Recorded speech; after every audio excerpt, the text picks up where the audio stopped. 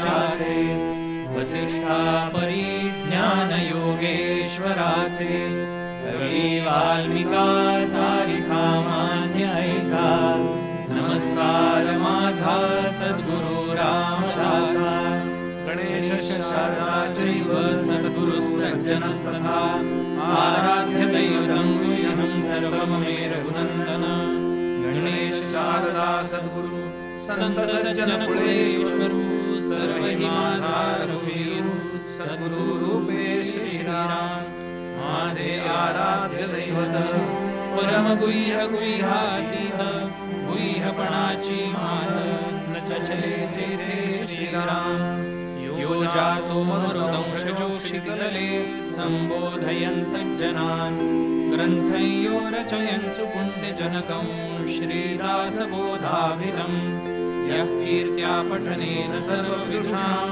स्वान्वापहारी सदा सोऽयमुक्तिकरक्षितो विजयते श्रीरामदासो गुरुः मला वाटते अनन्तरी वावसावे दासबोधासि बोधभावे अपत्यापरी पावहि प्रेमदासा महाराजया सद्गुरु रामदासा ब्रह्मानन्दं परमसुखदं केवलं ज्ञानमूर्तिं द्वन्द्वातीतं गगनसदृशं तत्त्वमस्यादिलक्ष्यम् एकं नित्यं विमलमचलं सर्वधी साक्षिभूतं भावातीतं त्रिगुणरहितं सद्गुरुं तन्नमामि गुरुर्ब्रह्मा गुरुर्विष्णुः गुरुर्देवो महेश्वरः गुरुः साक्षात् परब्रह्म तस्मै श्रीगुरवे नमः अनेन प्रीयतां देवो भगवान् जानकीपतिः श्रीरामचन्द्रः पूर्वेषाम् अस्माकं कुलदैवतं श्रोता वक्ता श्रीराम समर्थ श्रीराम समर्थ श्रीराम समर्थ जय जय रघुवीर समर्थ श्रीराम जय राम जय जय राम श्रीराम जय राम जय जय राम श्रीराम जय राम जय जय राम।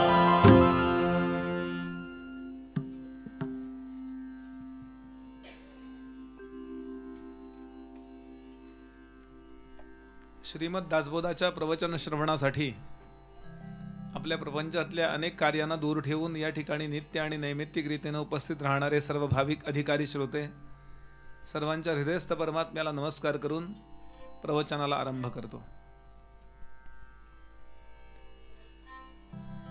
समर्थांनी देह ठेवण्यापूर्वी काही उपदेश केलाय शिष्यांना की माझी काया आणि वाणी गेली म्हणाल अंतःकरणी परिमी आहे जगज्जीवनी निरंतर। नका करू खटपट पहा माझा ग्रंथ नीट तेणे सायुज्यतेची वाट सापडेल की आत्माराम दासबोध हे माझे स्वरूप स्वतः सिद्ध असता न करावा खेद भक्तजनी।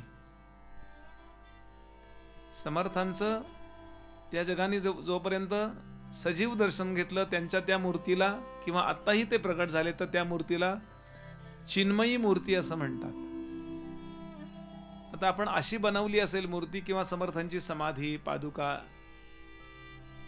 हे जगातल्या एका महाभूताचं रूप आहे म्हणून त्याला मृण्मयी मूर्ती असं म्हणतात। आणि हे त्यांचं वाङ्मयीन रूप आहे वाङ्मयीन मूर्ती त्याचं दर्शन आपण घेतो आहोत। आणि संतांचा खरा सहवास जर कुठला असेल तर त्यांच्या विचारांचा सहवास हा खरा सहवास त्यांच्या शरीराचा सहवास हा खरा सहवास नव्हे असं तेच सांगतात। ते ज्या विचारात राहतात त्या विचारात आपण राहू लागलो की आपण त्यांचा खरा सहवास केला असा अर्थ होतो। तर माऊलींनी संगतीबद्दल असं म्हटलंय की संतांची संगती आणि संतांची पंगती ते जे जेवतात ते आपल्याला जेवायला मिळालं की ते खरं ना। आणि संतांचे भोजन अमृताचे पान करीती कीर्तन सर्व काळ। माऊलींनी याच्याकरता 2 उदाहरणं दिली आहेत की गाय असते आणि त्या गायीच्या ती चरायला जाते त्यावेळेला जंगलामध्ये तिच्या अंगावरती गोचिड नावाचा प्राणी एक असं गोचिडी होतात तिच्या अंगावर. आणि तिचं जे आचळ असतं त्याच्या बाजूला बेचकीमध्ये ती बऱ्याचदा, कारण तिथं तिला असं काढता येत नाही, असं हाताने असं पायाने असं काढता येत नाही. काय माऊलींची दृष्टी आहे. पाहे पा दूध पवित्र आणि गोड, परी ते त्वचेची या पदरा आड, आणि कची सांडून गोचिड अशुद्ध सेविती. अशुद्ध म्हणजे रक्त. अमृतासारखं दूध असणार ती पीत नाही, तर ती काय पिते, तर रक्त पिते. आता गायीची संगती गोचिडीला आहे की नाही. दुसरं उदाहरण दिलं, का कमलकंदा आणि दरदुरी. कमलाचा कंद जो असतो, कमळ ज्यातनं वेल येतो मग पुढं कमळ येतात, तो दरदुरी म्हणजे तिथे बेडूक असतो. कमलकंदाच्या जवळ त्या चिखलात बेडूक पण असतो. या नांदणूक एकची घरी. का कमलकंदा आणि दरदुरी या नांदणूक एकची घरी, परी पराग सेविजे भ्रमरी येरा चिखल चिवरे. तैसा हृदया माझी रामू, असता सर्व सुखाचा आरामू, का भ्रांतासी पडे कामू विषयावरी. म्हणून आपल्याला मिळाली संगती तर चांगलीच गोष्ट आहे, पण विचारांची संगती करूया ना आपण. आणि याद्वारे ज्ञानोबा, तुकोबा, रामदास स्वामी, श्रीधर स्वामी, राघवेंद्र स्वामी यांच्या विचारांच्या सहवासात आपण राहिलो की त्यांना आनंद होतो. जे पॉसिबल आहे ते करावं. जगातले सगळेच्या सगळे मराठी माणसं गडावर गेले तर केवढी गर्दी होईल, पण दासबोध घरी त्यांनी वाचला तर समर्थ तिथे जातील. अशा अर्थाने समर्थांचा मुक्काम सध्या इथे असं समजा. आणि त्यांच्या चरणाजवळ बसून त्यांनाच प्रार्थना करूया की तुझ्या दासबोधा सित्वा बोध व्हावे, अशी विनंती करूया. आणि समर्थ इथपर्यंत आले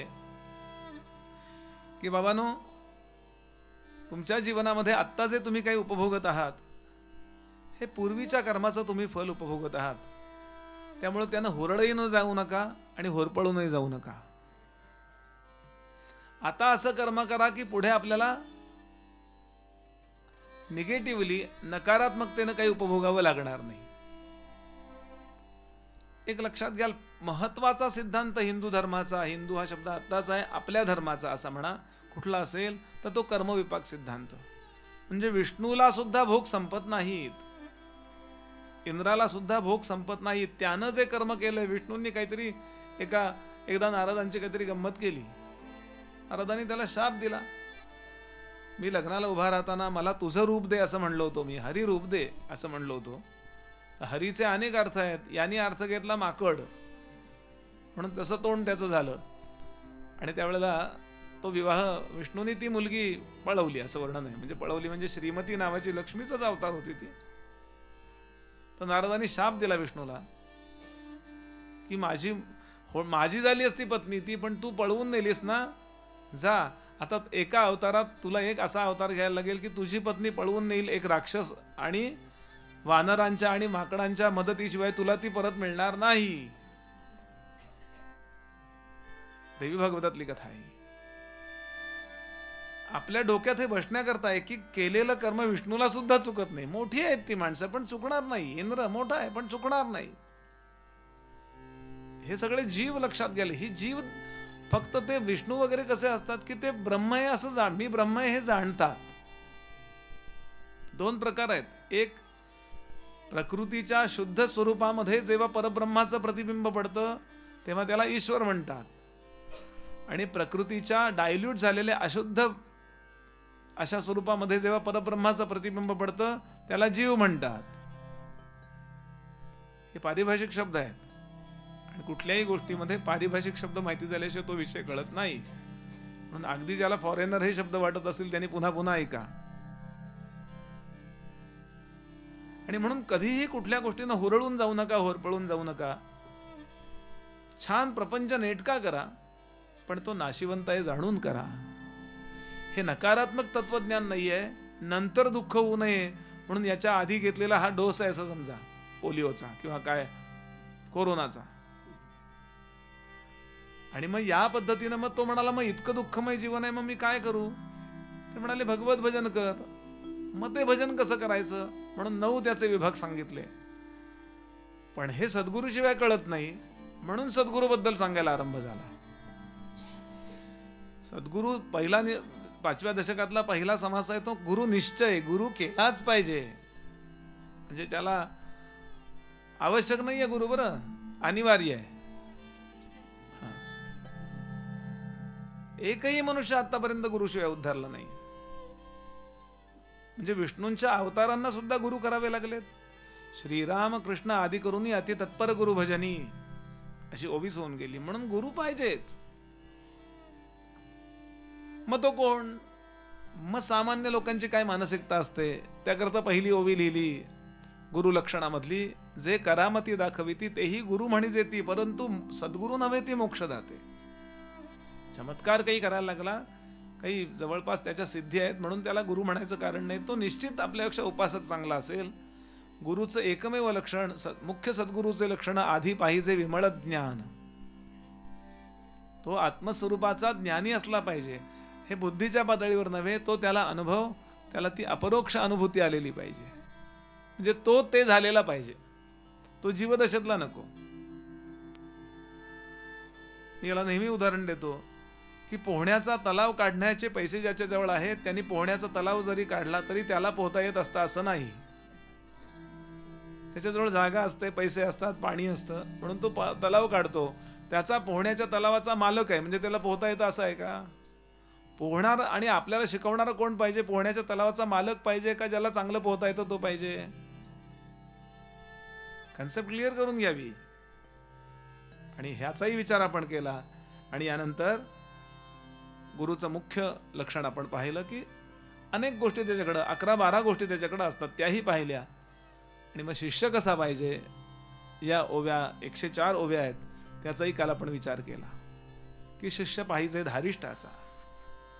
शिष्य पाहिजे म्हणजे तो त्याच्याजवळ काही क्वालिटीज पाहिजेत ना. एकदम वसिष्ठापरी ज्ञानयोगेश्वराचे वसिष्ठ मला गुरु मिळणार आहेत का? माझ्या खिशामध्ये बुवा एक जण गेला सोनाराच्या दुकानामध्ये आणि त्याने विचारलं केवढ्याला दिली होई हिऱ्याची अंगठी? ते म्हणले 1 कोटी रुपयाला. तुमच्याकडे किती आहेत? तो 1 कोटी नाही 1 कवडी आहे म्हणला माझ्याकडं. दुकानात हाकलून दिला त्याला. म्हणजे मला हे पैशाकरता पैशाने परवडणाऱ्या गोष्टी पैसे असतील तर मिळतील, तसं सद्गुरू नावाची गोष्ट मिळण्याकरता माझ्या काही क्वालिटीज पाहिजेत ना. त्याचाही विचार करून केला आपण की केवळ आपण या क्षेत्रात आलो आणि थोडीफार उपासना करू लागलो, डोळ्यात पाणी यायला लागलं, थोडंफार कळायला लागलं, बुद्धिमान असेल मी तरी सुद्धा लगेचच्या लगेच गुरु कृपा करतात असं नाही. समर्थ म्हणाले घडी एक रडे आणि पडे, घडी एक अहंभाव जडे ज्ञातेपणाचा. असं अव्यवस्थित चित्त असून चालणार नाही. शिष्य लक्षणांची मोठी यादी आपण काल पाहिली की म्हणून खरंच मला गुरुची कृपा पाहिजे अशी प्रामाणिक तळमळ टिकणारी त्याच्याजवळ पाहिजे. तात्पुरतं दुःख झालं की माणसं गुरुकडे जातात, जरा बरं वाटलं की घरी जातात. त्याला काही फार मोठा अर्थ नाहीये. गुरुकडे मागू नये प्रपंचातला असाही अर्थ नाहीये. आणि याकरता मी काल एक दृष्टांत सांगितला आणि आपल्यासमोर कालचं प्रवचन समारोपित केलं. मागील पानावरून पुढे चालू. समर्थ सांगतात प्रपंचाची उपेक्षा करा असं मी तुम्हाला सांगत नाहीये. प्रपंच सुखे करावा, आरामात करा. प्रपंच सुखे करावा, परी काही परमार्थ वाढवावा, अवघाच परमार्थ बुडवावा हे विहित नव्हे. आपण म्हणतो ना उपजीविका शब्द खूप वेळा वापरलाय. माझ्या उपजीविकेचं हे साधन आहे, माझ्या उपजीविकेचं साधन आहे, माझ्या उपजीविका म्हणतो. उप याचा अर्थ कुठेतरी मुख्य असणार आहे की नाही. उपमुख्यमंत्री. आता काही वेळा असं होतं की मुख्यमंत्र्यापेक्षा उपमुख्यमंत्रीच सगळं करत असतो, असं काही वेळा होतं. ते गरज पडली म्हणून आहे, खरं तोच मुख्य आहे.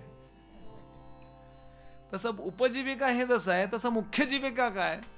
उपजीविका म्हणजे देहाला बाहेरून सांभाळणारे सगळे विषय भोवती असणं आणि ते सगळे सांभाळण्याची ते सगळे विषय मिळवण्याची क्षमता असणं याला उपजीविका म्हणतात. बस हे मी जेवतो, हे मी औषध घेतो, या घरात मी राहतो, हे कपडे मी घालतो आणि त्यामुळे या देहाची व्यवस्था ही चालते. देह बाहेरून चालवणारी जी व्यवस्था आहे त्याला म्हणतात उपजीविका आणि देहाला आतून चालवणारी जी व्यवस्था आहे त्याला म्हणायचं मुख्य जीविका. आतून चालवणारा कोण आहे? तर तो परमात्मा आहे. मग त्याच्याकडे बुद्धीने पाहिलं पाहिजे की नाही? बुद्धी दोन ठिकाणी पाहते, लक्षात घ्याल. बुद्धी दोन कामं करते. एक परमात्म्याचा प्रकाश धारण करते, कनेक्शन तिकडून घेते चैतन्याचं, आणि ती बुद्धी आपण व्यवहारात प्रेरतो. मग ती मनात उतरते, प्राणात उतरते, ज्ञानेंद्रियात उतरते आणि असं असं डोळे पाहतात. हे अशी ही अक्षर आहे, त्याच्यावर आज प्रवचन करायचंय. दोन गोष्टीचं ती अखंड भान ठेवतीये. फक्त ती आता आत्म्याला गृहीत धरायला लागली. तो आहेच आहे, तो कुठे जाते हो. एक म्हणले असं आहे, इतकं चांगलं अन्न पुन्हा मिळणार नाहीत, प्राण पुन्हा मिळतील. प्राण गेले तरी भरपूर खा, प्राण पुन्हा मिळतील पुढच्या जन्मी. अन्न पुन्हा असं मिळतील का आपल्याला बटाटे वडे? विनोद आहे तो, म्हणजे विनोदाचं सुभाषित आहे ते.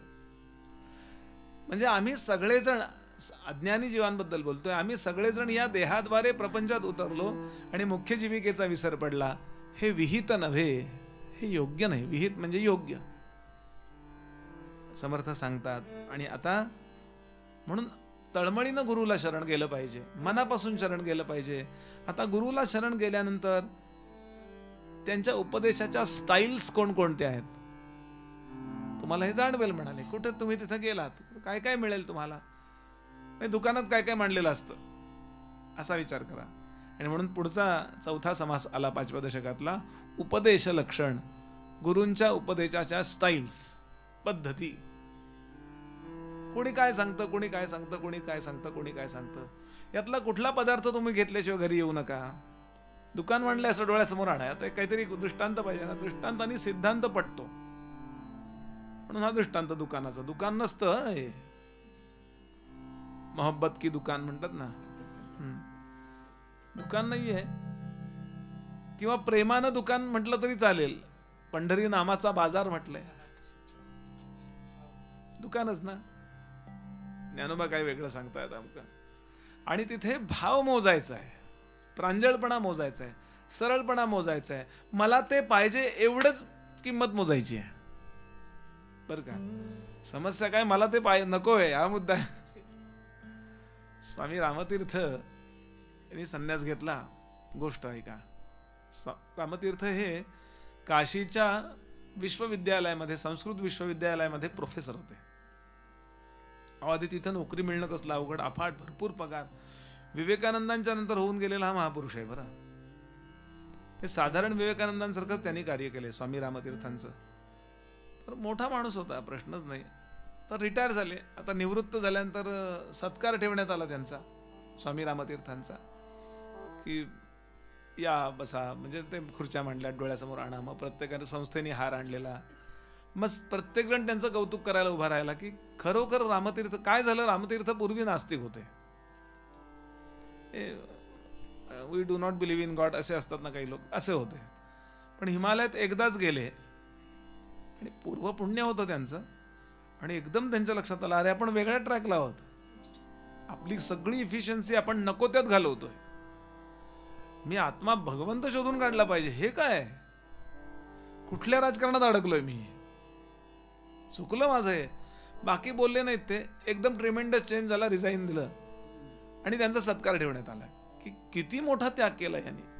म्हणजे आत्ताच्या भाषेत बोलू, एक त्यांचं 25-30 लाखाचं पॅकेज होतं असं समजा. काय 2 लाख रुपये महिन्याला पगार, 2-2.5 लाख असं कल्पना कराय डोळ्यासमोर. साधारण त्यावेळेला काय असेल पगार.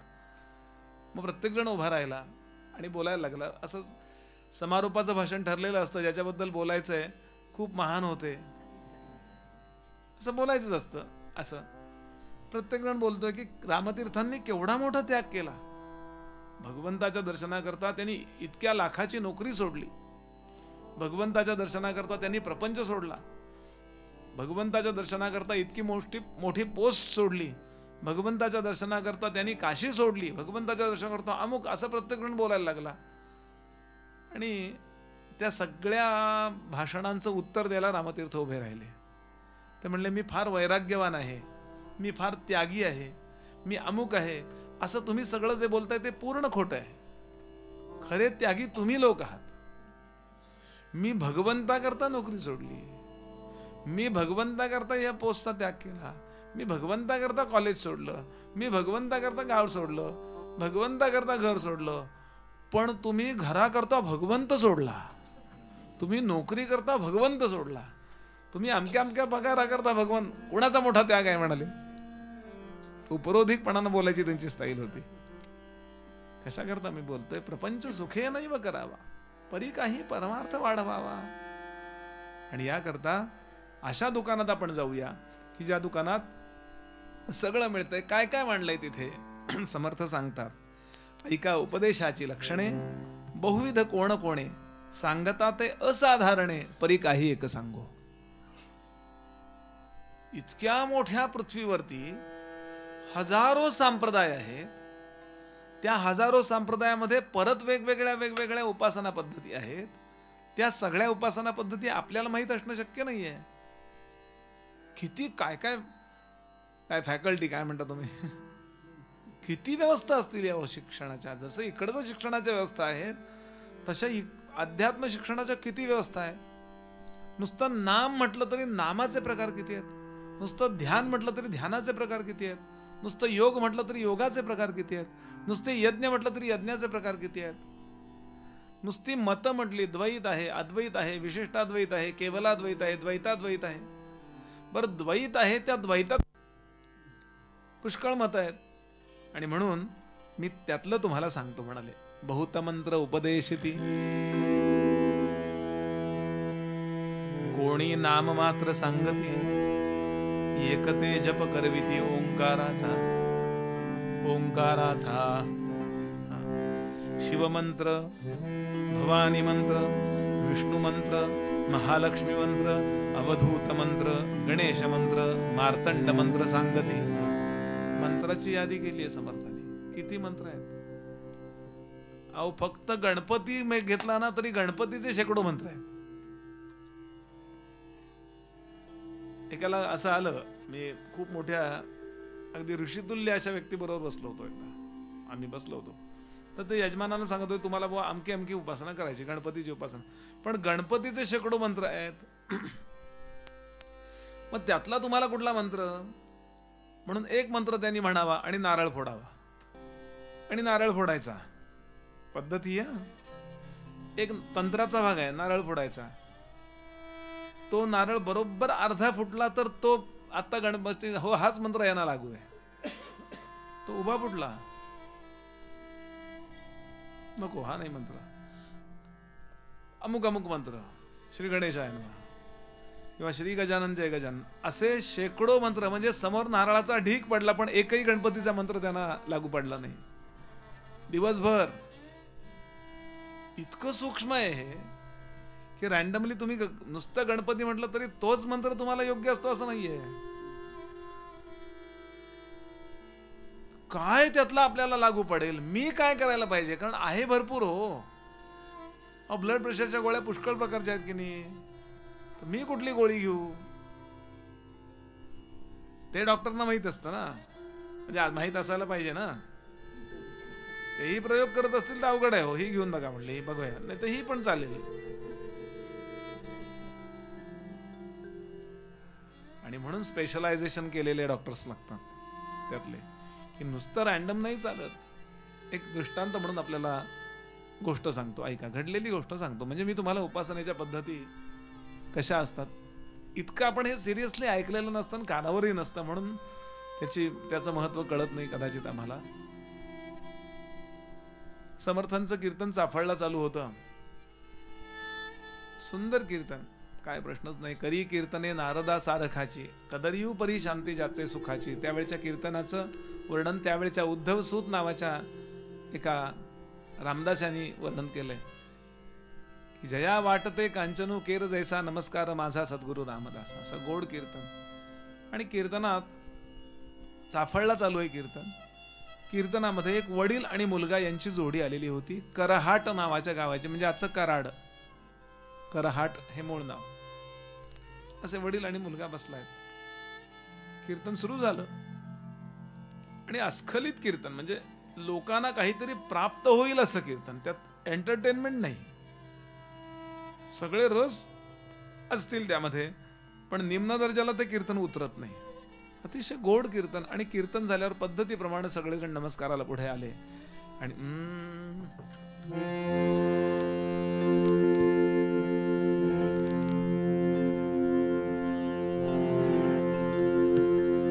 समोर एका मुलाने विचारला, असा छोटा हा कसा, हा मुलगा मागे बघतोय तो,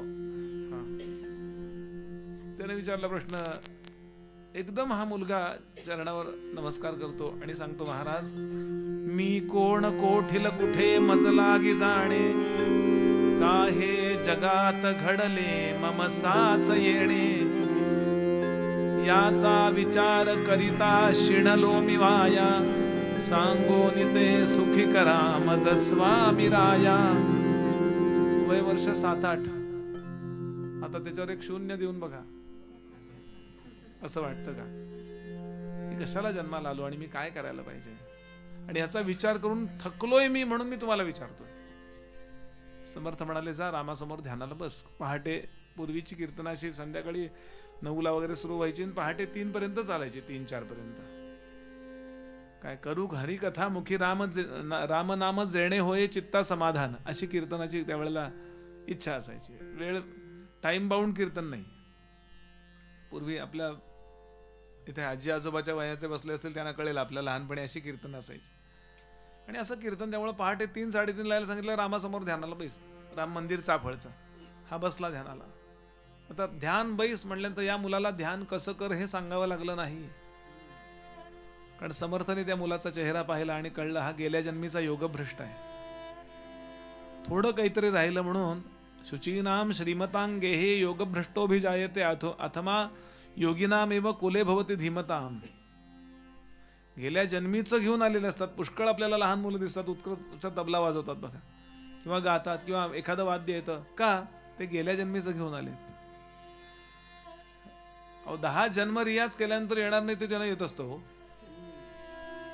असं आपल्याला जाणवतं बघा, लगेच कळलं पाहिजे. लगेच गीता लावायची तिकडे, गीतेचा हा श्लोक लावून बघायचा की शुची नाम श्रीमतांगे हे योगभ्रष्टोभिजायते, काहीतरी गेल्या जन्मीचं हे समर्थानी आहे.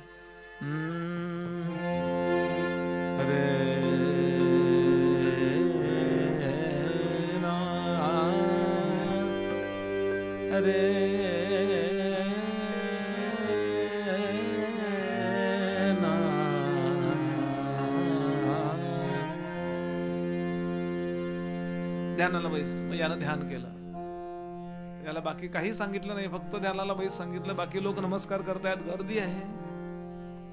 आणि रामाचं ध्यान केलं. ध्याये धाजानुबाहुं धृत शरधनुषं बद्ध पद्मासनस्थं पीतं वासो वसानं नवकमलदल स्पर्धि नेत्रं प्रसन्नं वामांकारूढ सीता मुखकमल मिलल्लोचनं नीरदाभं नानालंकार दीप्तं दधत मुरुजटा मंडलं रामचंद्रं. ध्यान केलं. असा आला पाहिजे डोळ्यासमोर. डोळे बंद केल्यानंतर डोळ्यासमोर आला पाहिजे, आतल्या डोळ्यांसमोर, अंतःपटलासमोर, अंतःचक्षुसमोर. आणि आले रामराय. आणि मग आता रंगवून पाहायचंय त्याच्याकडे. सगुण ध्यानाचं कसं आहे, असं तो संपूर्ण दिसला ना की असं त्याच्याकडे पाहायचंय. कसे पाय आहेत त्याचे, कसा पितांबर आहे, कसे हात आहेत, सीतामाई कशा बसल्यात, हनुमंत कसे आहे, वा असं. आणि मग हे विसरायचंय. आपल्या डोळ्यांनी हे दिसणारं असतं, ते विसरण्याकरता ते आहे. आणि त्यात आपण रमलो की ते आपल्याला घेतं. सगुण ध्यान आपल्याला घेतं, निर्गुणात नेऊन टाकतं. जसं विमानात मी बसलो की तो मला विमान ते मला अमेरिकेत नेऊन सोडतं, असं आहे. लक्षात घ्या. मग तिथपर्यंत जाण्याकरता रिक्षा आहे, ट्रेन आहे, म्हणून संध्या आहे, कर्मकांड आहे, हे सगळं जे आहे ते तिथपर्यंत रिक्षा विमानात घेऊन नाही जायची, असं लक्षात घ्यायला. एकदा हे सगळे टप्पे आहेत. एकही आता एक गोष्ट तरी अवॉइड करता येईल. विमान माझ्या घरापर्यंत येऊ शकणार आहे का? माझ्या घरापासून म्हणजे मी जिथे आता या घरात आहे ना, मी माझ्या या घरापासून रेल्वे स्टेशन पर्यंत मला कार नेते किंवा रिक्षा नेते. रेल्वे मला मुंबईला नेते, मुंबईहून पुन्हा छोटं वाहन तिथून विमानतळावर नेतं, मग विमानतळावर मी जिथे उतरलो बॅगा घेऊन तिथून मला लिफ्टवर नेतं, मग तिथून परत ते आहे ना, ते असं असतं, तिथून परत बस नेते विमानापर्यंत. असं लक्षात घ्याल, असाच प्रवास इथे आहे. म्हणून श्राद्ध, पक्ष, कुळधर्म, कुळाचार, सत्यनारायण हे सगळं मग हळूहळू इथपर्यंत ध्यानापर्यंत जायचं. आता ध्यान म्हणजे प्रत्यक्ष एक्झॅक्टली हे साक्षात साधन आहे. म्हणजे मी जर विचारलं अमेरिकेतल्या लोकांनी, तुम्ही कसे आलात? रिक्षेने आलो. हे उत्तर चालेल का? रिक्षा त्यात नव्हती का? होती. पण मुख्य उत्तर ते नाही आहे. विमानाने आलो, एअर फ्रान्सने मी आलो किंवा इमिरेट्सने मी आलो असं. म्हणून ज्ञानेन मोक्षम वशमानयंती, आणि ते विमान आहे. मग ते सगुण ध्यान असेल, निर्गुण ध्यान असेल, आमका असेल, योगा, जे काय असेल ते ध्यानाने होतं, हे लक्षात घ्या. या संकल्पना स्वच्छ करून घेणं आवश्यक आहे. कारण खूप लोकांना गैरसमज असा असतो, कुठंतरी दगडावर पाणी घातलं की मोक्ष मिळतो वगैरे. दगडावर पाणी घालणं म्हणजे रिक्षेचे पैसे देणं आहे.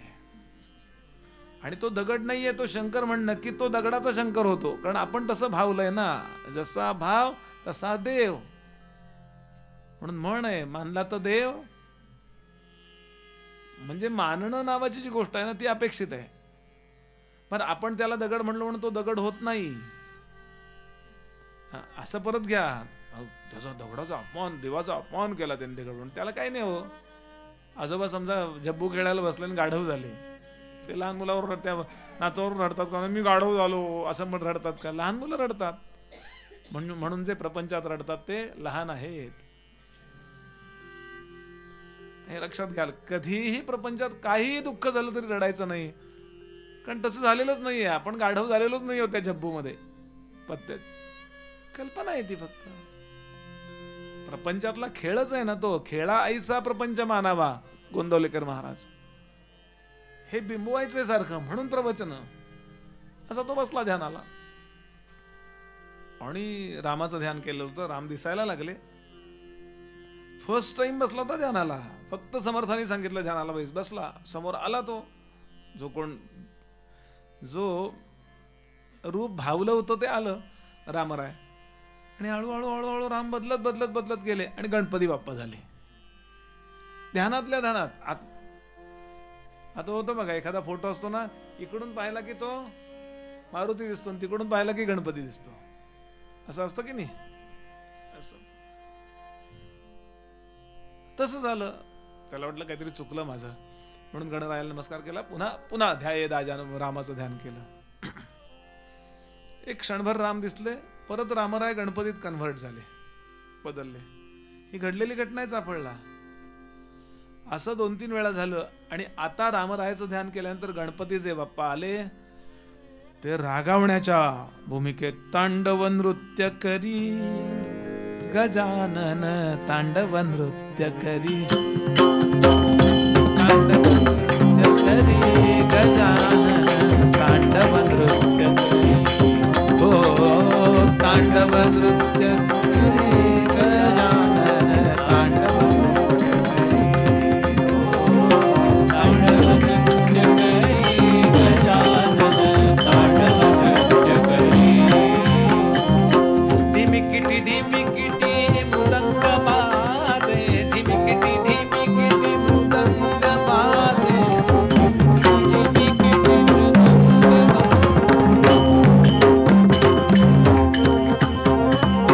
ढिमिकिटी ढिमिकिटी ढिमिकिटी ढिमिकिटी ढिमिकिटी ढिमिकिटी ढिमिकिटी ढिमिकिटी ढिमिकिटी मृदंग बाजे.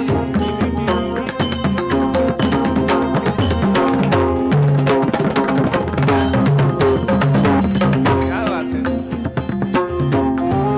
योग्य सुचवलंय मला देवानी.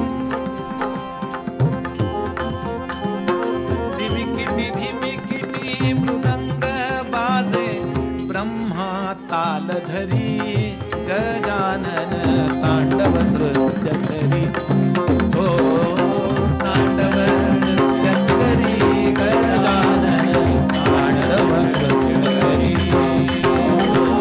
तांडव नृत्य करी, गजानन तांडव नृत्य करी. 33 कोटी सभा घन दाटी, म्हणा. 33 कोटी सभा घन दाटे.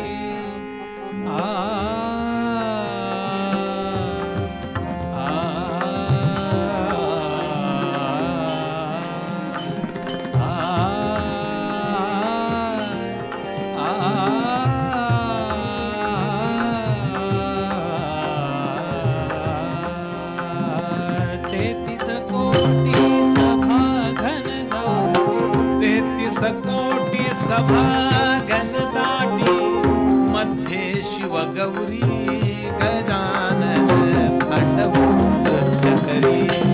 हो तांडव नृत्य करी गजानन तांडव नृत्य करी. तांडव नृत्य करी गजानन तांडव नृत्य करी.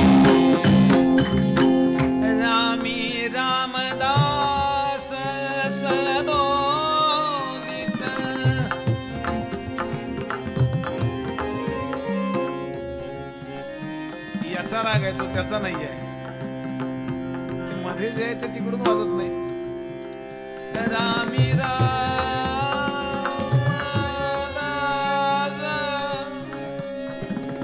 तू म्हण, माझं जास्त नको. रामी राम राम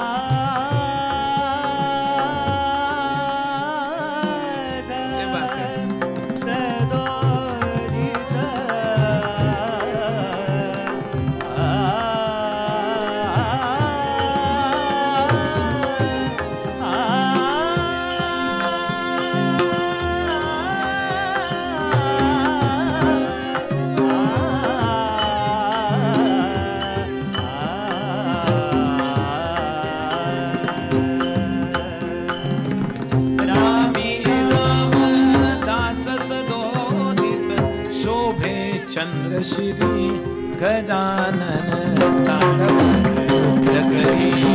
हो तांडव नृत्य करी गजानन तांडव नृत्य करी. तांडव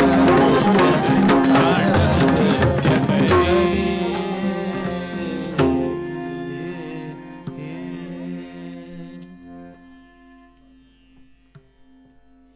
श्रोते हो,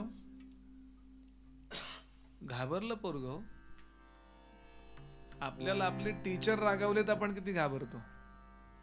गणराय रागावून बघतायत, अशी सोंड ध्यानात फिरवतात, लाल बुंद डोळे करतायत. हे पाहिल्यावर पोरग धावलं. अजून गर्दी होती समर्थांना नमस्कार करायला. एकदम थरथर थरथर थरथर थरथरत चरणावरती कोसळलं समर्थांच्या. समर्थाने प्रेमानं हात फिरवला. काय झालं? काही बोलू शकत नव्हता, इतका घाबरलं. फक्त डोळे पाहिले आणि ओळखलं काय झालंय.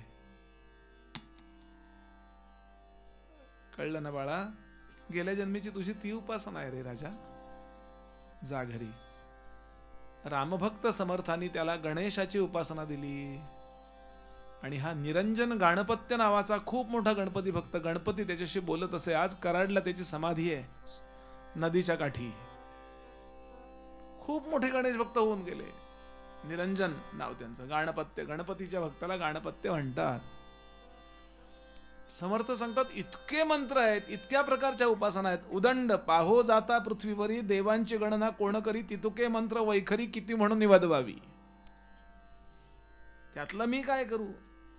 एक शिव शिव सांगती, एक हरी हरी म्हणविती, एक उपदेशती विठ्ठल विठ्ठल म्हणून, एक सांगती कृष्ण कृष्ण, एक सांगती विष्णु विष्णु, एक नारायण नारायण म्हणून उपदेशती, एक म्हणती अच्युत अच्युत, एक म्हणती अनंत अनंत, एक सांगती दत्त दत्त म्हणत जावे श्रीराम, एक सांगती राम राम, एक सांगती ओम ओम, एक म्हणती मेघश्याम बहुता नामी स्मरावा, एक सांगती गुरु गुरु, एक म्हणती परमेश्वरू, एक म्हणती विघ्न हरू चिंतित जावा श्रीराम, एक सांगती मुद्राचारी. कोणी मुद्रा उपासना सांगतात. मुद्रांचा हस्तमुद्रा आहेत, चेहऱ्याच्या मुद्रा आहेत. एक फक्त मुद्रा करा म्हणले, ज्ञान मुद्रा करा. शुगर करता त्यांनी शांत मुद्रा सांगितली आहे, शांत मुद्रा किंवा आकाश मुद्रा. प्राण प्राण प्राणाय स्वाहा, अपानाय स्वाहा, व्यानाय स्वाहा, उदानाय स्वाहा, समान समान मुद्रा, समान मुद्रा आहे. खूप लोकांना अस्वस्थता असते बघा, काही कारण नाही, व्हायबल असतात, असे असतात बघा. त्यांना सकाळी 9ला गाडी आहे सांगा, ते 6:30ला जाऊन एसटी स्टँडवर बसतात. उगाच हुशीर नको काही, अगदी म्हणजे 9ला गाडी असेल ना तर 9:05ला घरातनं निघतात, अशी काही असतात. बॅलन्स पाहिजे ना, याच्याकरता मुद्रा, आपल्या स्वभावात फरक करायला मुद्रा. मला अशी माणसं माहिती आहेत की पार्किन्सन्स बरा केला त्यांनी फक्त मुद्रांनी. किती अवघड रोग आहे ते, फक्त मुद्रा करायच्या. शून्य मुद्रा, वृक्ष मुद्रा, या मुद्रांनी आपल्या स्वतःच्या अंतःकरणाला टॅकल करण्याचं सामर्थ्य येतं. हे मी हस्तमुद्रांबद्दल बोललो, मी परवा आवाहनी मुद्रेबद्दल बोललो होतो. आवाहनी मुद्रा, चेहऱ्याच्या पण मुद्रा आहेत. आपण घरात करतो ती नव्हे, सुनेला पाहिल्यावर विनोद. फक्त भूचरी मुद्रा म्हणजे फक्त जमिनीकडेच बघायचं, किंवा खेचरी मुद्रा, ज्ञानोबांची चाचरी मुद्रा आहे. चाचरती चाचरती बाहेरी निघाले असं वर्णन केलं बघा. आपल्या बुबुळाने इथे मध्य पाहायचा, भ्रुवर मध्य, लगेच बघू नका, चक्कर येते. पण असे लोक असतात, आपल्यालाही माहिती असतील, की फक्त सरळ ते सतत असायचे असतात, असं एकदम चक्कर येते, असं एकदम पडायला होतं. हळूहळू हळू त्या करायच्या असतात. जीभ आपली जिभेला खाली बांधलेला आहे बघा, तर विशिष्ट वनस्पतीने ती कापायची आणि ती मोकळी होते. खूप मोठी आहे जीभ आपली. ती मोकळी झाली की ती अशी उलटी वळवायची आणि इंद्रयोनी नावाचं एक छिद्र आहे वरती आपल्या टाळूला, करून एकदम कफ येतो ना, किंवा कोणी पूर्वी पाणी विणी प्याला असेल नाकानं, जलनेती केली असेल, आम्ही करायचो हे सगळं उद्योगगडावर असताना, दंडनेती करायचो मी. इथून ते सूत्रनेती म्हणतात त्याला, इथून घालायचं ना, सर्दीच होत नाही कधी. त्यातले योगातले कोण असतील कळेल आपल्याला, काय मी खूप हे नाही.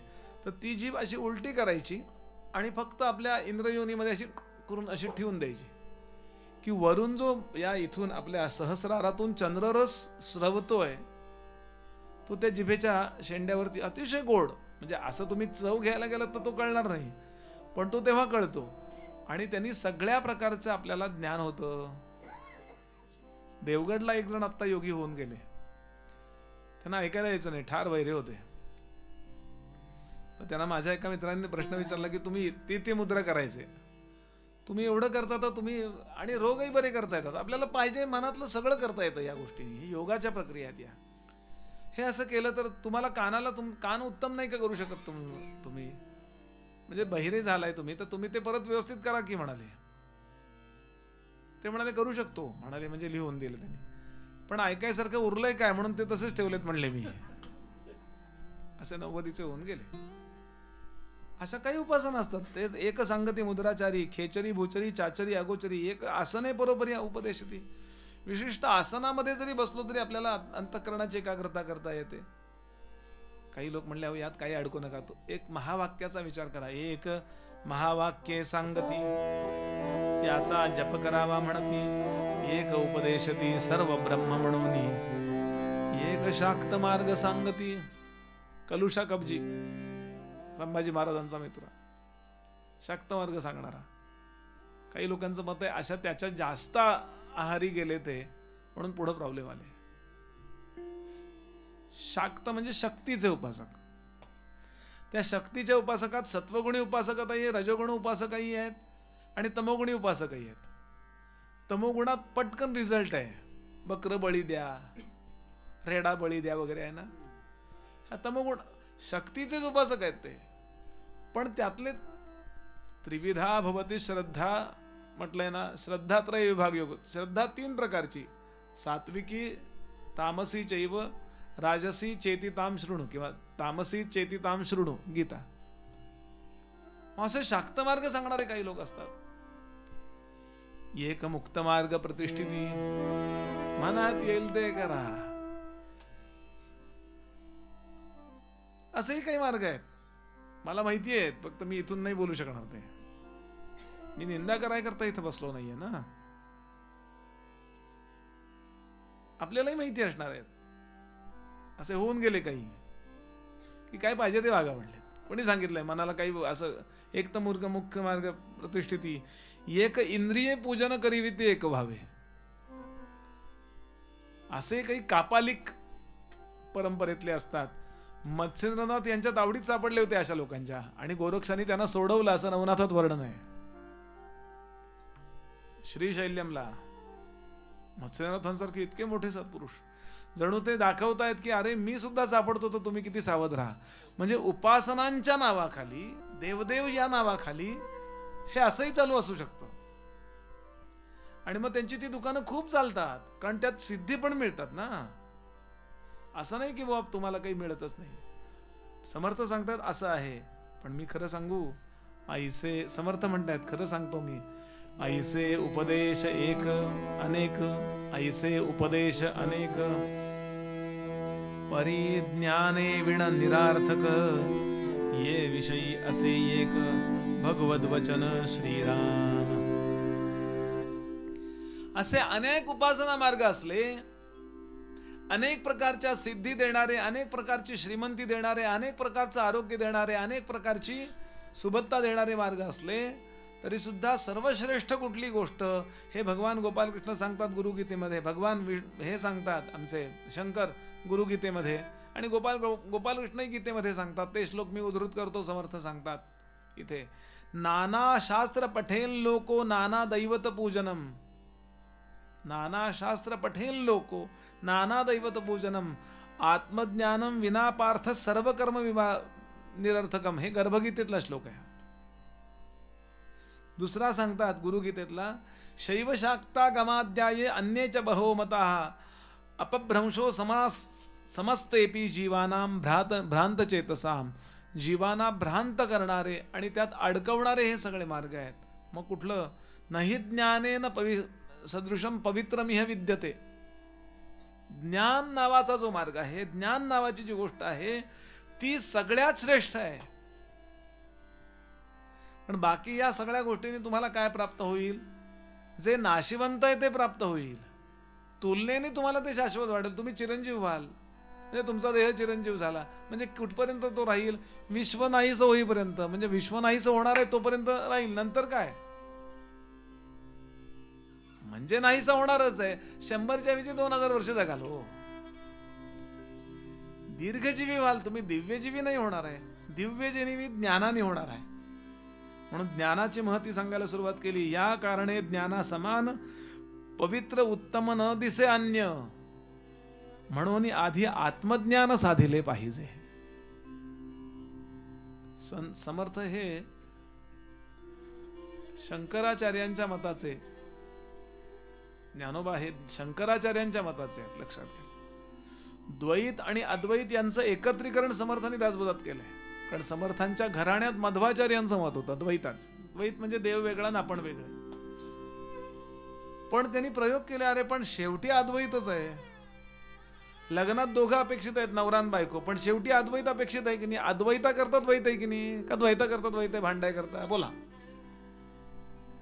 मुद्दा लक्षात घ्याल की देव आणि मी ही फक्त कल्पना आहे. कारण नाही, सगळंच नाहीच होणार आहे तर तो वेगळा आणि मी वेगळा असं कसं राहील? एका मर्यादेपर्यंत द्वैतच आहे, बरोबर आहे अगदी. पण त्यानंतर त्याला नकळत अद्वैत होतं.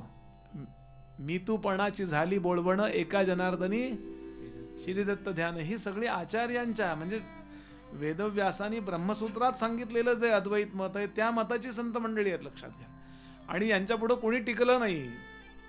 सगळेजण खूप वाद झाले त्याच्यावरती. आजच नाही आहे हे द्वैतन अद्वैतन महानु, किती पंथ झालेत हो.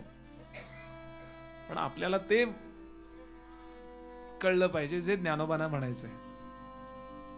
कारण असे भरपूर मतं झाली आहेत. गौतम बुद्ध गेले, गौतम बुद्ध स्वतः काही बोलले नाही, त्यांना साक्षात्कार झाला होता. पण त्यांच्या एखाद्या वचनाचा आधार घेऊन त्यांच्या अनुयायी लोकांनी काही फिलॉसॉफी तयार केली आहे. जी आचार्य शंकराचार्यांनी खोडली म्हणजे तुमचं मत बरोबर आहे, पण ते पूर्ण नाहीये, हा मुद्दा आहे. पूर्ण काय आहे ते बघा ना. याला उपनिषदात उदाहरण आलंय. एक 4-5 आंधळ्यांना हत्तीच्या जवळ सोडलं. हत्तीची व्याख्या करा. काही लोकांनी पाय धरले फक्त त्याचे आणि लगेच येऊन व्याख्या केली. असा असा हत्ती असतो. कोणाला सोंड मिळाली ती सोंडेसारखा हत्ती असतो. कोणाला शेपूट मिळालं त्याच्यासारखा हत्ती असतो. कोणी एकदम पाठीला हात लावला तसा असतो. कसा असतो सांगा हत्ती? हे सगळं मिळून हत्ती असतो ना. ते मत वेदव्यासांचं आहे. म्हणून आपल्या जीवनात उपभोग आहेत, कर्मकांड आहे, वैराग्य आहे, उपासना सगळं आहे, पण सर्वश्रेष्ठ काय तर ज्ञान. एक छोटासा वाद सांगतो मी आपल्याला, म्हणजे लक्षात येईल काय आहे प्रकरण. गौतम बुद्ध गेल्यानंतर सरण 1200-1600 वर्षानंतर शंकराचार्यांचा अवतार आहे साधारण अंदाजाने. तो सगळीकडं असं चीन बिन नाही का बुद्धांचं झालं. हे आपलं होतं आधी. आपलं म्हणजे आपल्या आत्ता आपण ज्या मताचे आहोत त्या मताचं होतं. पण अशोकाने स्वतः बुद्ध धर्म स्वीकारला. आधी अफाट युद्ध केली आणि त्यातनं नाश आला म्हणून बुद्ध झाला तो. आणि अहिंसा वगैरे. बरं, हे वेदांमधलंच एक प्लॅन घेतात आणि त्याचं मोठं झाड करतात. हे आपलंच आहे. अहिंसा आपणच सांगितलं, अहिंसा परमो धर्म. पण धर्महिंसा तथैवच हे पण आहे महाभारतातलं श्लोक असं. आणि मग आचार्य ही मतं खोडायला फिरलेत आणि अनेक राजे लोकांकडे असणाऱ्या पंडितांच्या समोर जाऊन मतं खोडलीत त्यांनी. यांच्या आधी 70-80% काम कुमारिल भट्टांनी करून ठेवलेलंच होतं. नंतर आचार्यांनी एक वादाचं स्वरूप सांगतो मी आपल्याला. एका वादाला बसले, सगळे पंडित बसले. ते म्हणले बोला काय. असं असतं, एक पूर्वपक्ष मांडायचा असतो आणि एक सिद्धांत. पूर्वपक्ष म्हणजे तुम्ही मत मांडायचं आणि मी खोडायचं, मी मत मांडायचं तुम्ही खोडायचं. जे आपण घरात करतो तेच हो, बाकी काही नाही. फक्त ते खूप विद्वत्ता प्रचुर असतं. तर मत मांडलं त्यांनी की सर्वम क्षणिकम सर्वम भंगुरम सर्वम शून्यम. सर्वम क्षणिकम सगळं क्षणभर आहे, सर्व भंगूर आहे का तर सर्वम शून्यम आहे. ते म्हटले पहिल्या 2 बद्दल नंतर बोलू. सर्वम शून्यम, शून्य म्हणजे शून्य, म्हणजे सर्वम शून्यम म्हणताय तुम्ही, हे बरोबर आहे, पण वाक्य पूर्ण करा ना. आचार्यांची ही स्टाईल आहे. आचार्य कधी हमरी तिमरीवरून भांडत नाहीत, इमोशन्स नाहीत. इमोशनल असं कधी करत नाही. तुझं काय म्हणणं आहे? ते जेम्स बॉन्ड सारखा टाक टाक गोळी घातली चला चालले असं त्यांचं. आपण असं इमोशनल खूप होतो. सर्वम शून्यम अस्ति म्हणा किंवा नास्ति, वाक्य पूर्ण करा ना. माझ्या खिशात 1000 रुपये आहेत का नाही आहेत काय ते बोला ना. हा म्हणले सर्वम शून्यम अस्ति. त्यावेळेचे कोण आचार्य असतील समोर, आचार्यांच्या समोरचे त्यांचे आचार्य कोण असतील, सर्वम शून्यम अस्ति, सगळं शून्य आहे. म्हणले निश्चित? हो म्हणले सगळं शून्य आहे. निश्चित? हो. म्हणजे आहे आहे असं म्हणताय तुम्ही? हो म्हणले आहे. म्हणजे काहीतरी आहे असं म्हणणं आहे तुमचं? तर म्हटलं आम्ही तेच म्हणतो ना आहे.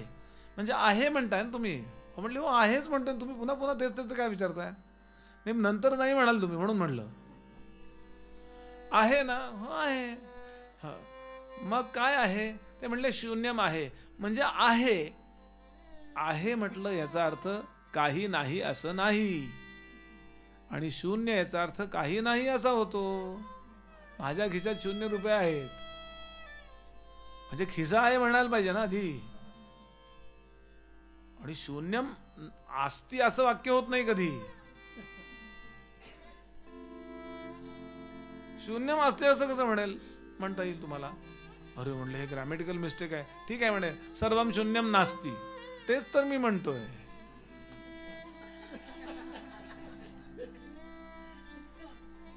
अभावातून भावाची उत्पत्ती कधी होत नसते, लक्षात घ्याल. मुद्दाम काय कुठलीही फिलॉसॉफी नीट कळून घ्यायचा प्रयत्न करायचा, फक्त शब्दच्छल करायचा मुद्दा नाहीये. मी पुण्यात आलो, मी शून्यातनं विश्व निर्माण केलं अशी कल्पना करा. आपण काय म्हणतो, शून्यातनं विश्व निर्माण केलं म्हणजे काही नव्हतं त्यातनं मी निर्माण केलं, पण निर्माण करायला मी होतो ना, म्हणजे आहेच आहे काहीतरी. आणि हे जोपर्यंत कळत नाही, समर्थ सांगतात, तोपर्यंत सगळं व्यर्थ आहे. ज्ञाने विण निरार्थक. त्या ज्ञानाच्या व्याख्या पुढच्या समासात येणार आहेत. कुठल्याही वर्णातला मनुष्य असो, भगवान सांगतात, यस्य कस्यच वर्णस्य ज्ञानंदेहे प्रतिष्ठितम तस्य दासस्य दासोहम भवे जन्मनी जन्मनी. कुठल्याही वर्णात, तो शूद्र वर्णात असो, कुठल्याही वर्णात असो, ज्या देहात ज्ञान विलसत, ज्ञान नांदत,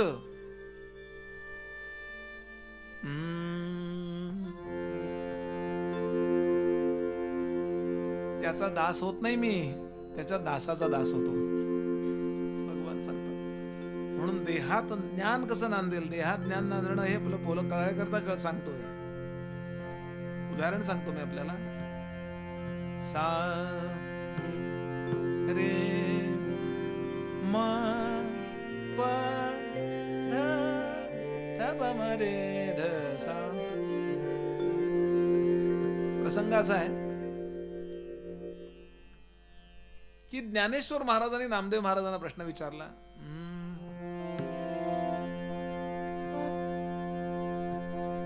की नामदेव महाराज तुम्ही काय गोड कीर्तन करता हो, आपण गावोगावी जाऊया ना, गावोगावी पंढरपूर निर्माण करू.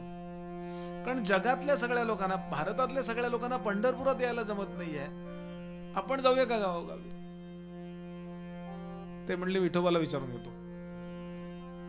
नामदेवांचं एक वैशिष्ट्य आहे, ते त्याला विचारल्याशिवाय काही करत नाही, जसं आपण हिला विचारल्याशिवाय काही करत नाही तसंच. आणि म्हणून गेले. भगवान म्हणाले जा. आता नामदेवांना एकही दिवस पांडुरंगाशिवाय जेवण नाही जायचं. एवढं लहान असल्यापासून 5 वर्षाचे असल्यापासून. आणि जर ते मंदिरात गेले नाही तर वर्णन केले जनाबाईंनी की नाम्यानं जाता राऊळासी विठू येई घरासी. त्यामुळे एक लढा लागलेला. तेव्हा नामदेव महाराजांनी प्रश्न विचारला की देवा तुम्ही जा म्हणताय, कारण जेव्हा पांडुरंगानं विचारलं याने की असं असं ज्ञानोबा म्हणतायत की आपण गावोगावी जाऊया, कथा कीर्तन प्रवचनाद्वारा लोकांच्या चित्तामध्ये भक्ती ज्ञानाचे खरे संस्कार करूया, काहीतरी गैरसमज आहेत ते दूर करूया, आपण हे करूया का. तर मला तुम्ही जा म्हणताय, पण मला जर तुमचं दर्शन घ्यायची वेळ आली तर मी काय करू. कारण मला कधी पण नाही का, कधी पण मूड आलो की आपण फोन लावतो की नाही, काय म्हणताय, व्हिडिओ कॉल, त्याला ऐकू येत नाही करतो ते.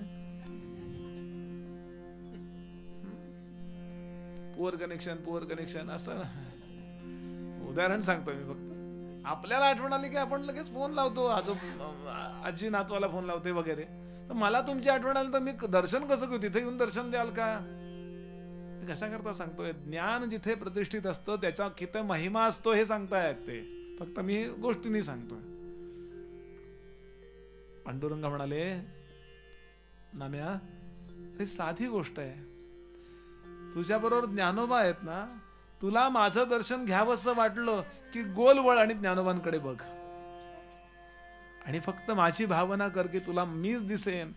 देव म्हणे नाम्या पाही, देव म्हणे नाम्या पाही, देव म्हणे, देव म्हणे, देव म्हणे, देव म्हणे नाम्या पाही,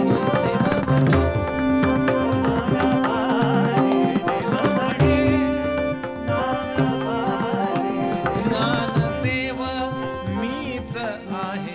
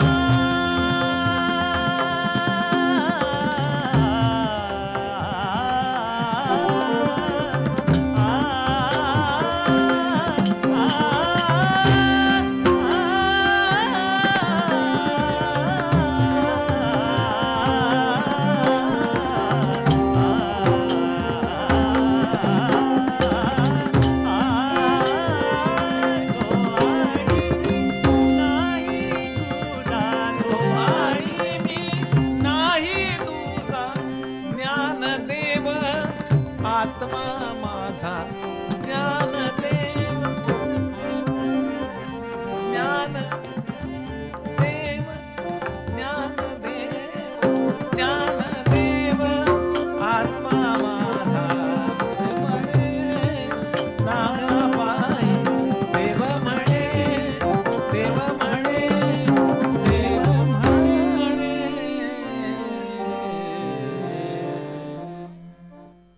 केवढा अधिकार आहे या गोष्टीचा, लक्षात घ्या. काय फरक आहे हो यांच्यात त्यांच्यात. पांडुरंग ज्यांच्याशी बोलतो, ज्यांच्या बरोबर जेवतो, असे नामदेव महाराज आहेत. आणि तरीही सगळ्या संत मेळ्यांनी नामदेव महाराजांना कच्च ठरवलंय.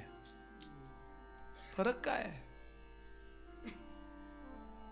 प्रसंग आपल्याला माहिती, तो थेरडोकीला घडलेला. एवढी छोटीशी मुक्ताबाई अंगणात बसले, ते चाक पडले, वर्कशॉप त्यांचं हो, आणि काय पोहे वगैरे काय खाणं चाललंय सकाळच्या वेळ असं समजा. एवढे चिमुरड्या पोरीनं विचारलं, हे काय हो गोरोबा काका? थापाटनं उचललं. ज्यांना माहिती नाही त्यांना माहिती असू देत, कारण जुन्या लोकांना बोर होईल ही गोष्ट. या मुलांना माहित नसतं, बऱ्याचदा माहित नसू शकतं. काय हे काय हो थापाटणं? हे काय थापाटणं? बरेच चाक पडलं होतं तिथे, माती कालवायचं पडलं होतं, माती चाळण्या पडल्या होत्या, म्हणजे ठेवलेल्या होत्या, पडल्या होत्या. हे मी आपल्या घराच्या दृष्टीने म्हणलो. अतिशय व्यवस्थित ठेवलेलं होतं. तर तिने ते थापाटणं उचललं असं लाकडाचं. म्हणजे आपण पूर्वी कपडे चोपायला घ्यायचो तसं छोटं, असा विचार करा. हे काय? गोरोबा काका म्हणले, अगं मडकी जेव्हा मी तयार करतो आणि ती आवेमध्ये आधी वाळवतो, मग ती आवेमध्ये भाजतो, आणि भाजल्यानंतर मडकं पक्का आहे का असं टक टक करून असं ठोकून बघावं लागतं. ते कच्चा आहे का पक्का आहे बघाय करता ते त्याला थापाटणं म्हणतात, बघाय करता. लगेच ह्या सगळ्यांचा संबंध लगेच तत्वज्ञानाशी लावायचं स्टाईल आहे या लोकांची. ज्ञानोबा असो, कोणी असो. ही म्हणाली, मग ब्रह्मदेव रूपी कुंभारानं बनवलेली ही सगळी मडकीच नाहीत का गोरोबा काका? म्हणले हो. मग ह्याच्या डोक्यावर मारून बघितलं तर चालेल का या सगळ्यांच्या? हसले सगळे, विनोद करते ती. गोरोबा काकांच्या डोक्यावर असं टक करून मारलं, हसले. ज्ञानोबांच्या, त्यानंतर निवृत्तीनाथांच्या, सोपानदेवांच्या, जे काय संत उभे होते त्या सगळ्यांच्या डोक्यावर नामदेव बसले होते. आता नामदेव हे ज्ञानोबांपेक्षा मोठे आहेत, वयाने मोठे आहेत ना ते सगळे. जेव्हा नामदेवांकडे ती मुलगी आली, एवढीशी लहान मुलगी, आणि असे डोक्यात, माझी परीक्षा बघण्या इतकी तू शाणी नाही झालीस. लहान पोरीनं इतक्या मोठ्या माणसाला असं. ही म्हणाली, गोरोबा काका एवढं मडकं कच्चं आहे बरं. हसले सगळे लोक ना. इतकं वाईट वाटलं हो नामदेवांना. इन्सल्ट. नंतर नामदेवांनी हे सगळे लिहून काढले आपले अपमान. काय नामदेवांना नमस्कार नाही केला तिनं, सगळ्यांना नमस्कार करते ती, पण ती नामदेवाला नमस्कार करत नाही. निवृत्ती म्हणली, अगं मुक्ते नमस्कार कर, देव त्याच्याशी बोलतो. मुक्ताबाई म्हणली, देव बोलतो हे नमस्काराचं प्रमाण असू शकत नाही. काय अभंग आहे? अखंड जयाला देवाचा शेजार, त्याचा अहंकार गेला नाही. उसाच्या शेजारी एरंडाची झाडे, काय त्या चिपाडे गोडी आली. काय हे नामदेव महाराज नंतर म्हणतात, मला मुक्ताई असं बोलली हो. आणि मग सरळ आले पंढरपूरला आणि प्रश्न विचारला देवाला, देवा मी कच्चा का रे? असा असा माझा अपमान केला. देवानी जवळ घेतलं, आई जवळ घेते लेकराला तसं, आणि सांगितलं, खरं सांगू तू कच्चाच आहेस. का? फक्त मूर्तीत मी आहे हा जो तुझा गैरसमज आहे, त्या परिणामानं बाकी कुठे मी नाहीये असा माझा तू अपमान करतोयस ना क्षणाक्षणाला. कारण नामदेवांचे अभंग आहे, ज्याचे पाय विटेवर नाहीत आणि ज्याचे हात कटेवर नाही तो विठोबा असूच शकत नाही. अज्ञान काळातले अभंग आहेत ते महानच आहेत, प्रश्नच नाही. ही मोठी आकाशातल्या नक्षत्रांची शर्यत आहे बरं. हे फक्त माहिती म्हणून मी सांगतोय. हे मी काही ज्ञानोबांच्या भूमिकेतनं सांगत नाहीये. तर माझा कान धरतील समर्थ. तुला मेल्या कोणी सांगितले? आणि मग पुढचा सगळा प्रसंग आहे की विसोबांकडे गेले वगैरे. तो मला आत्ता रंगवायचा नाही, तो ज्ञानाचा विषय आला तर रंगवेन. की मग विठोबा म्हणाले, मी तुझा गुरु होणार नाही, ते तूच गुरु हो. तुझ्याशी मी बोलतो, मी तुझं अन्न खातो, तू मला प्रेमानं भरवलेलं मी जेवतो, पण तरी तू कच्चा आहेस का? तुला माझ्या सर्वात्मक स्वरूपाचा बोध झालेला नाहीये. मग सर्वात्मक स्वरूपाचा बोध होण्याकरता काय करायला पाहिजे? गुरुकडे गेलं पाहिजे. मग तूच गुरु हो. पण तुकोबांचा अभंग आहे नंतरच्या काळातला की माझ्या विठोबाचा कैसा प्रेमभाव आपणची देव होय गुरु. पण मी तुझा गुरु होणार नाही, कारण अतिपरिचयात अवज्ञा. आता आपण इतके एकत्र राहिलोय की जर मी तुला सांगितलं ना, मी उद्या पहाटे 3ला उठून जपाला बसतो, म्हणजे काय विठ्यानीच सांगितलं, काय ऐकायचं, तर माझा मित्रच आहे. अतिपरिचयात अवज्ञा होते, लक्षात घ्या. म्हणून आपल्यावरती ज्यांच्या उपदेशाचा परिणाम होतो त्यांची फार आपली ओळख करून घेऊ नका. ही खूप महत्वाची गोष्ट सांभाळा. याचं कारण काय होतं, सुरुवातीला छान अगदी आनंद वाटतो, माझी त्यांची ओळख आहे, माझी त्यांची ओळख आहे. मग जरा ओळख घसट होते, मग ते चहा प्यायला नेहमी आपल्याकडे येतात, मग बऱ्याचदा आपल्याकडे थांबतात, मग आंघोळ संध्या आपल्याकडेच करतात. मग आपण केव्हा तरी म्हणतो, अहो ते पुण्यात आले ना की आमच्याचकडे असतात, कंसात पडून. असं होतं. अतिपरिचय खोटा मान राहता नाही, निशिदिनी उगवे भानू सूर्य त्याकडे कोण पाही. शशी तरी द्वितीयेचा सर्वही वंदित आहे, म्हणून सुजना तू दूरदेशी राहावे. आणि मग त्यांना विचारलं, कुणाचा अनुग्रह घेऊ, कुणाकडे जाऊ? आणि त्यांनी सांगितलं, जा ज्ञानोबांचे शिष्य, ज्ञानोबांना अत्यंत त्रास देणारे विसोबा चाटी उर्फ विसोबा खेचर, त्यांच्याकडे जा. आणि मग तो औंढ्या नागनाथला पुढचा प्रसंग घडला. सांगायचा भाव असा, आत्मज्ञान ज्या शरीरात नांदायला लागलं, भगवान सांगतात तो आणि मी याच्यात फरक राहत नाही. सोपं सांगू का तुम्हाला? अगदी सोपं. पूर्वीच्या काळी 2 मुलांच्या 3 मुलांच्या 4 मुलांच्या फार अंतर असायचे बघा. म्हणजे थोरला शिक्षण पूर्ण होतोय आणि तरी धाकटा रांगतोय, इतकी अंतर असायची, कारण 5-7 मुलं असायची. त्या काळातला दृष्टांत. लहान बाळ आहे, रांगणार आहे, अजून भरवावं लागतंय त्याला. आणि थोरला मुलगा वैदिक पाठशाळेमध्ये आहे, शिकलाय, घनपाठी झालाय, किंवा आत्ताच्या भाषेत शिक्षण पूर्ण झालंय आणि स्कॉलर आहे, आणि अप्रतिम अशा नोकरीमध्ये आहे, किंवा सर्व्हिसमध्ये अशा आहे की आता यांची आई आहे, धाकटा रांगणार आहे एकदम, आणि एकदम मोठा, इतका अंतर आहे, 5-7 मुलं आहेत मध्ये. मला एक सांगा, आईचं कोणावर प्रेम असतं? रांगणाऱ्यावर. काळजी कोणाची असते? रांगणाऱ्याची. आणि अभिमान कोणाचा असतो? परमात्म्याला अभिमान कोणाचा वाटेल? मी जर नसेन तर माझी बाजू घेईल, म्हणजे माझं काम तो करू शकेल, हे तो कोणाला अपॉइंट करेल? रांगणाऱ्या बाळाला करेल? रांगणारा तिचाच आहे. पण याही बाळाची काळजी घ्यायचं काम तो करील, मी जर गावाला गेले तर. असा विचार करा. म्हणून सर्वश्रेष्ठ कोण? तर ज्ञानी भक्त सर्वश्रेष्ठ आहे. समर्थांचा श्लोक आहे, जनी जाणता भक्त होवो निराहे. भक्त चांगलाच आहे, पण जाणता भक्त, भगवंताला ज्याचा अभिमान वाटावा. नामदेवांची काळजी वाटते, नामदेवांच्या बरोबर ते आहेत, नामदेवांशी खेळतात, पण ज्ञानोबांबद्दल त्यांना असं वाटतं तो आणि मी 2 नाहीये, ज्ञानदेव मीच आहे. म्हणून समर्थ ते सांगतायत की पृथिव्याम यानी तीर्थानी, पृथ्वीवरती जेवढी काही तीर्थ आहेत, बरं, स्नानदानेषु यत् परम, या सगळ्या ठिकाणी तुम्ही स्नान केलं आणि दान धर्म केलात, तत्फलम कोटी गुणितम, त्याला कोट्यावधीने गुणल्यानंतर जे फल आहे ना, त्यापेक्षा जास्त फल आहे ब्रह्मज्ञान समोपमम. इतका अधिकार त्या ज्ञानाला आहे, आणि ते व्हावं असं कोणाला वाटत नाही. त्यांना वाटतं कुठंतरी काहीतरी पाणी घातलं, कुठं जप केला, काहीतरी मनातलं ओळखलं. असं करून काहीतरी काढलं. एक छान श्लोक आहे आमच्या दासगणू महाराजांचा, मूळ शंकराचार्यांचा श्लोक आहे, त्याचं दासगणू महाराजांनी मराठीकरण केलंय. ते म्हणाले, मासा स्नान करी धरी बक पहा ध्याना प्रति साजिरे,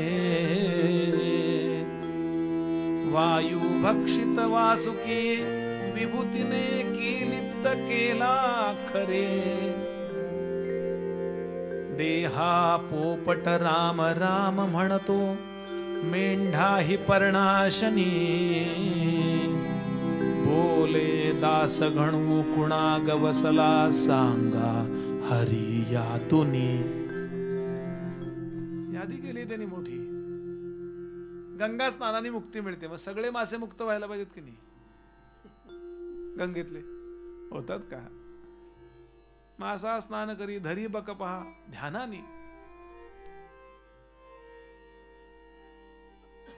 बगळा पण ध्यान करतो की नाही? रामराय एकदा दक्षिणेत निघाले होते, पंपा सरोवरावरती गेले.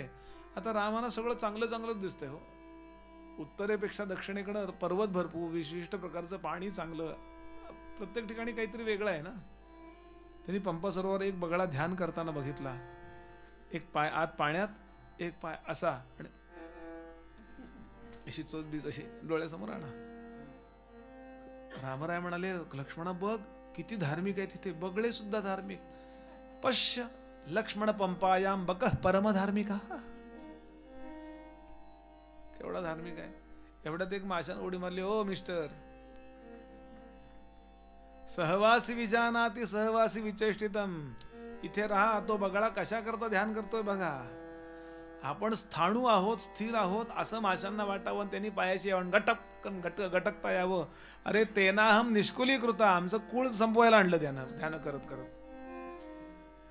धरी बक पहा ध्याना प्रति साजिरे, वायू भक्षित. ते म्हणले काही जेवत नाहीत, फक्त वायू खातात. अरे वायू भक्षित वासुकी, सर्प बरेचसे खायला नाही मिळत, नुसतं ह्याच्यावर जगतात, कारण त्यांच्या शरीरात ती व्यवस्था असते. वायू भक्षित वासुकी. ते म्हणले भस्मा बिस्मा अंगाला लावलं ना, अहो गाढवाला भस्मातच लोळायला आवडतं. भगवे कपडे घालतात ना, तुकोबांचा अभंग आहे. अरे भगवा श्वान, भगवे तरी श्वान, सहज त्याचा वेश. कुत्र्याचा रंगच भगव्याचा संन्यासाच्या छातीसारखा असतो. हे काय आत्मज्ञानी असतो काय? देहा पोपट राम राम म्हणतो. आपण त्या पिंजऱ्यातल्या पोपटाला काही शिकवलं की बोलतो बघा. एका पोपटानं टक टक टक टक टक टक टक असं करून स्पीकरवर हे टाकला फोन, आणि फोन केला, इमर्जन्सी आहे लवकर या, इमर्जन्सी आहे लवकर या. 108 ला पोलीस म्हणले काय झालं काय झालं काय झालं? मांजर आले मांजर आले. अरे मांजर हे काय, हे काय? तो म्हणला मी पोपट बोलतोय. माझ्या घरचा तो डेंजर आहे ना. पोपटांना बोलायला शिकवतात. देहा पोपट राम राम म्हणतो, त्याचा उद्धार होतो काय? मेंढा ही पर्णाशनी. काही खात नाहीत म्हणले, फक्त पानं खातात ते कडुलिंबाची. हो मेंढेन शेळ्या पण पानच खातात. यांनी भगवंत भेटला का कोणाला? बोले दास गणू कुणा गवसला सांगा हरी यातुनी. आणि म्हणून ते सांगतात, म्हणून जे आत्मज्ञान ते गहनाहुनी गहन, ऐकतयाचे लक्षण सांगिजेल. इथे हा समास समाप्त होतो उपदेशांचा. सगळ्या प्रकारचे उपदेश आहेत, ते बरोबरही आहेत. एखाद्याला रामनामाचा उपदेश केला असेल चांगलीच गोष्ट आहे, पण पर्यवसान कशात झालं पाहिजे, लास्ट डेस्टिनेशन सांगून ठेवतात ते आपल्याला. शेवटचा स्टॉप माहिती पाहिजे ना. मला कुठे उतरायचं माहिती पाहिजे की नाही. एक प्रवास चालू होता. एक बाई आपल्या मुलाला सांगत होती, कॅडबरी खा नाही तर समोरच्या काकांना देईन ना. कॅडबरी खा समोरच्या काकांना देईन, कॅडबरी खा समोरच्या काकांना देईन. रेल्वे ती लोकल पुढे चालली होती. काका म्हणाले काय ते लवकर ठरवा, 3 स्टेशन गेले माझे, मला मागच उतरायचं होतं. असं आमचं होतं. विनोद सोडून द्या. लगेच कल्याण स्वामी, कल्याण लिहायला बसलायत ना. कल्याण म्हणाले मग ते ज्ञान काय सांगा. काय नाही ज्ञान हेही सांगा आणि काय ज्ञान हेही सांगा. आणि म्हणून 5व्या दशकातला 5वा समास सुरू होतो. त्याचं नाव आहे बहुधा ज्ञान निरूपण. ज्ञानाचे विविध प्रकार आणि त्यातलं ज्ञान नावाच्या गोष्टीमध्ये प्रत्यक्ष ज्ञान नावाच्या व्याख्येमध्ये बसणारं काय आहे ते सुरू होतं. थोडं नाम गाऊया आणि पुढच्या कथेला आरंभ करूया.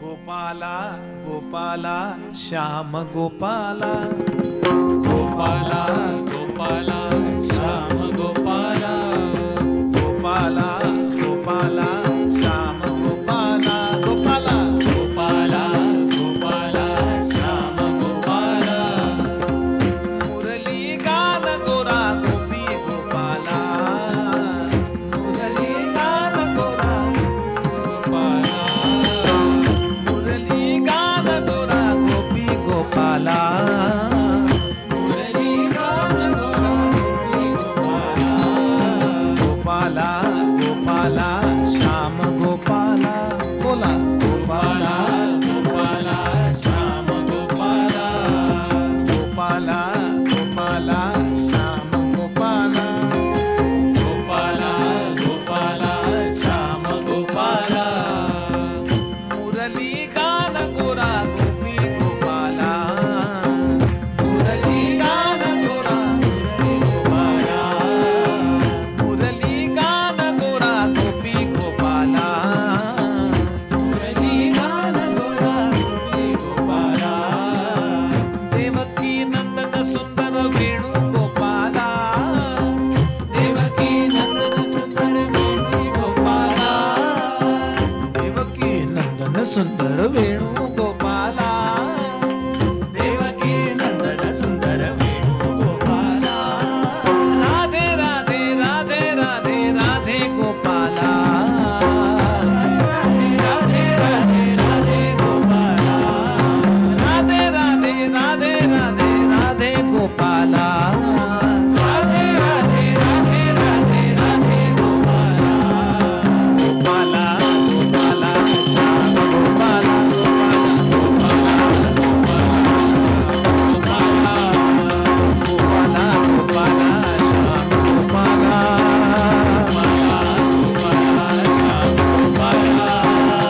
मुरली गान गोरा गोपी गोपाला मुरली गान गोरा गोपी गोपाला मुरली गान गोरा गोपी गोपाला मुरली गान गोरा गोपी गोपाला देवकी नंदन सुंदर वेणू गोपाला देवकी नंदन सुंदर वेणू गोपाला देवकी नंदन सुंदर वेणू गोपाला देवकी नंदन सुंदर वेणू गोपाला राधे राधे राधे राधे राधे गोपाला राधे राधे राधे राधे राधे गोपाला राधे राधे राधे राधे राधे गोपाला राधे राधे राधे राधे राधे गोपाला गोपाला गोपाला श्याम गोपाला गोपाला गोपाला गोपाला गोपाला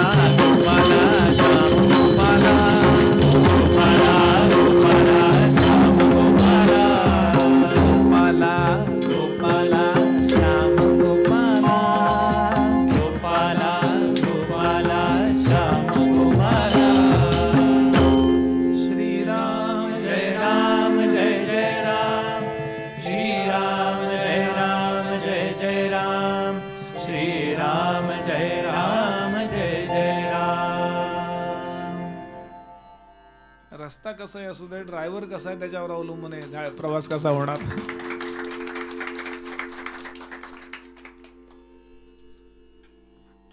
श्रोते हो, ज्ञानाबद्दलच्या संकल्पना स्वच्छ जर असतील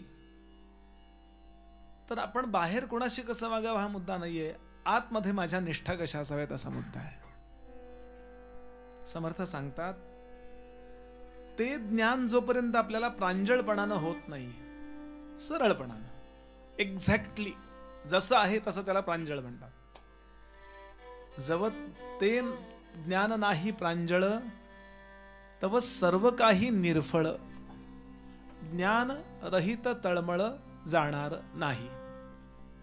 5व्या दशकातल्या 5व्या समासातली पहिली ओवी आहे. जोपर्यंत आपल्याजवळ ते ज्ञान नाही ज्याला ज्ञान म्हणतात, आपण नावं काही पण देऊ ना. आपण आपल्या मुलाला राजा म्हणतो, तो राजा असतो का? कोणालाही काही म्हणू शकतो आपण. आपण काय नाव ठेवलं याचा मुद्दा नाहीये, त्याचं खरं काय नाव आहे मुद्दा आहे. म्हणून ज्ञान नावाची जी काही गोष्ट आहे, तो जोपर्यंत आपल्याला प्राप्त होत नाही तोपर्यंत सर्व काही निर्फळ, ज्ञानरहित तळमळ जाणार नाही. आता ज्ञान म्हणता वाटे भरम, भरकटायला होतं. ह्यालाही ज्ञान म्हणतो आपण, त्यालाही ज्ञान म्हणतो. काय बा असेल वर्म, नेमकं काय वर्म असेल त्यातलं? म्हणून हा अनुक्रम सांगितलेला. आता अनुक्रमाने सांगतो मी तुम्हाला. भूत भविष्य वर्तमान ठाऊकी आहे परिच्छिन्न, यासीही म्हणिजे तज्ञान, परिते ज्ञान नव्हे.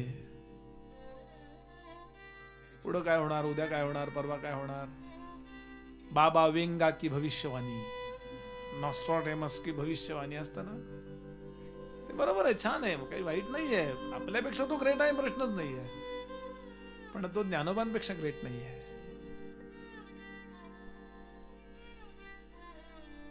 कारण कसं होतं, ते पत्रिका बोलते किंवा काही लोकांना असा अंदाज येतो की उद्या असं होणार आहे. मुलाचा अभ्यास केला की आई पण भविष्य सांगते, तू काही पास होशील असं वाटत नाही. ती काय ज्योतिषी आहे काय?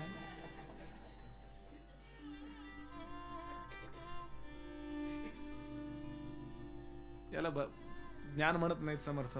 बहुत केले विद्या पठण. नीट ऐका पुढचं. संगीत शास्त्र रागज्ञान, वैदिक शास्त्र वेदाधेन, हेही ज्ञान नव्हे. ज्ञानाचं साधन होऊ शकतं बरं काय, पण हे ज्ञान नव्हे. पुढे सांगतात, नाना व्यवसायांचे ज्ञान, कुठे किती गुंतवावेत, निफ्टी आज काय होईल, सेन्सेक्सचं काय होईल. नाना दीक्षेचे ज्ञान, नाना परीक्षेचे ज्ञान, हे ज्ञान नव्हे. नाना वनितांची परीक्षा, ते असतं ना कॅटवॉक, अमकवॉक, तंकवॉक, म्हणून त्या परीक्षा करत असतात बघा लोक, हे ज्ञान नव्हे. नाना मनुष्यांची परीक्षा, नाना नरांची परीक्षा, हे ज्ञान नव्हे.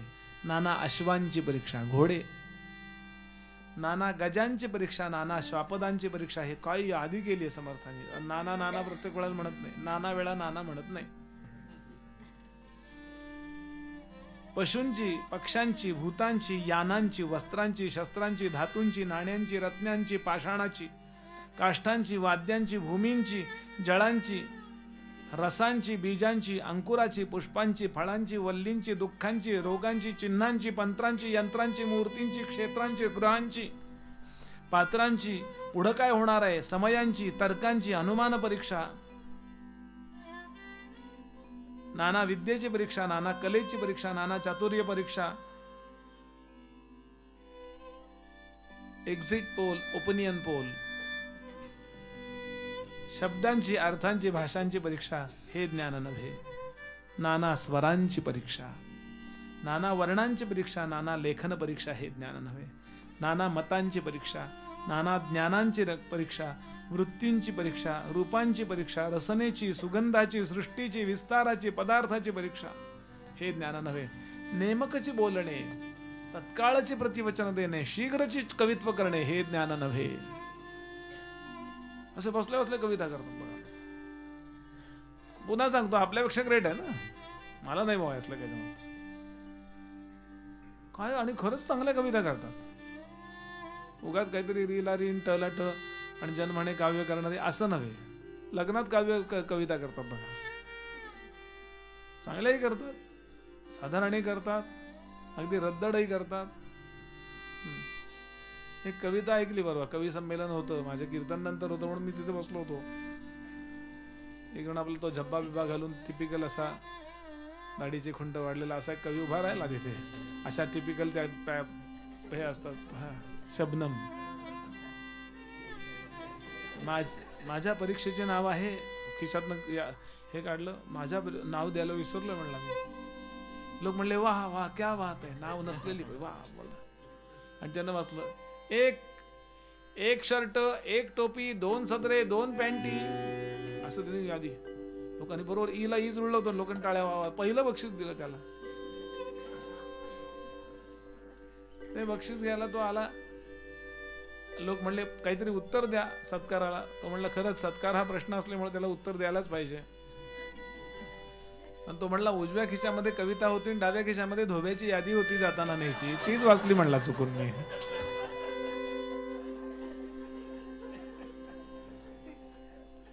शीघ्रची कवित्व करणे हे ज्ञान नव्हे, नेत्र पालवी नाद कळा कर पालवी. गेल्या वर्षी मी कोकणात कीर्तनाला गेलो होतो. तिथे कर पालवीचा खूप मोठा कार्यक्रम झाला. लोकांच्यात खूप अंतर, आणि ते फक्त असं करतात काहीतरी आणि ते समोरचा अर्थ सांगतात. किंवा टीव्हीवर पण कार्यक्रम असतात, एक नवऱ्याने खूण करायची आणि बायकोनं सांगायचं त्याचा अर्थ. याला कर पालवी म्हणतात. असं काहीतरी करायचं. कर पालवी नाद कळा, कर पालवी भेद कळा, स्वर पालवी संकेत कळा हे ज्ञान नव्हे, काव्य कुशल संगीत कळा, गीत प्रबंध नृत्य कळा, सभा चातुर्य शब्द कळा हे ज्ञान नव्हे. वाग विलास मोहन कळा, रम्य रसान गायन कळा, हास्य विनोद काम कळा हे ज्ञान नव्हे. नाना लाघवे चित्र कळा, नाना वाद्य संगीत कळा, नाना प्रकारे विचित्र कळा हे ज्ञान नव्हे. आदि करुणी 64 कला, याही वेगळा नाना कळा, 14 विद्या सकळ सिद्धी सकळा हे ज्ञान नव्हे. मग याला काय म्हणाल तुम्ही? समर्थ म्हणाले मी याचा अवमान करत नाही, याला एक कॅटेगरीत बसवूया. हे सगळं असो सकळ कला प्रवीण, विद्या मात्र परिपूर्ण. विद्या आहे ती, तरी ते कौशल्यता परिज्ञान म्हणू नये. कौशल्यता आहे आणि आहेच आहे, उगाच काहीतरी त्यांनी प्रयत्न कष्ट केलेलेच आहेत.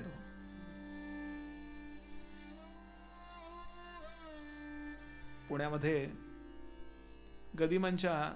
गदिमा आजारी होते आणि आईची 75 होती. परवा आनंददादा माडगुळकर आपल्या कीर्तनाला आले होते विठ्ठल रुक्मिणी मंदिरात आणि पूर्ण कीर्तनाला होते. म्हणजे आपलं भाग्य आहे की गदिमांचा मुलगा, म्हणजे आता ते मोठे आहेत, मुलगा म्हणतोय म्हणजे असं, तर त्यांच्या आजीची 75 होती. तर गदिमाला काहीतरी बरं नव्हतं गदिमांना, म्हणून त्यांना आजारी होते म्हणून निघाला आनंददादा म्हणा काय त्यांचे बरोबरचे. त्या कार्यक्रमाला कुठल्या हॉलमध्ये घेतला होता मला तो हॉल बाकीचं माहित नाही, मला त्यावेळेला त्यांनी केलेली कविता माहिती आहे. ते म्हणाले अरे मी आईला काय देऊ, मला येता येत नाही, पण एक कविता घेऊन जा. स्वर काय मोठी कविता आहे, त्यातला एक श्लोक मला पाठ झालाय की आई तू कशी आहेस, उमेचे रमेचे जसे शारदेचे, जपध्यान तैसे तुझे जन्म देचे, तुझ्या प्रेरणेने यशस्वी प्रवास, तुझ्या माऊली वंदितो पाऊलास. छान आहे की नाही? म्हणजे हे ग्रेट आहेत, लक्षात घ्याल. याचा अवमान करण्याकरता समर्थ लिहित नाही आहेत, पण हे ज्ञान नव्हे सांगतायत. खूप मोठी माणसं आहेत. काय हो पुढे सांगतात, आतापर्यंत जे बोललो ते ज्ञान होयसे भासे, परंतु मुख्य ज्ञान अनारिसे, जेथे प्रकृतीचे पिसे समूळ भाव, जाणावे दुसऱ्याच्या जीवीचे, हे ज्ञान वाटे साचे, परंतु हे आत्मज्ञानाचे लक्षण नव्हे. दुसऱ्याच्या अंतःकरणात मला आता दिसतंय ना 6:30 होत आल्यानंतर तुमच्या मनात काय चाललंय, म्हणजे काय मी आत्मज्ञानी आहे काय?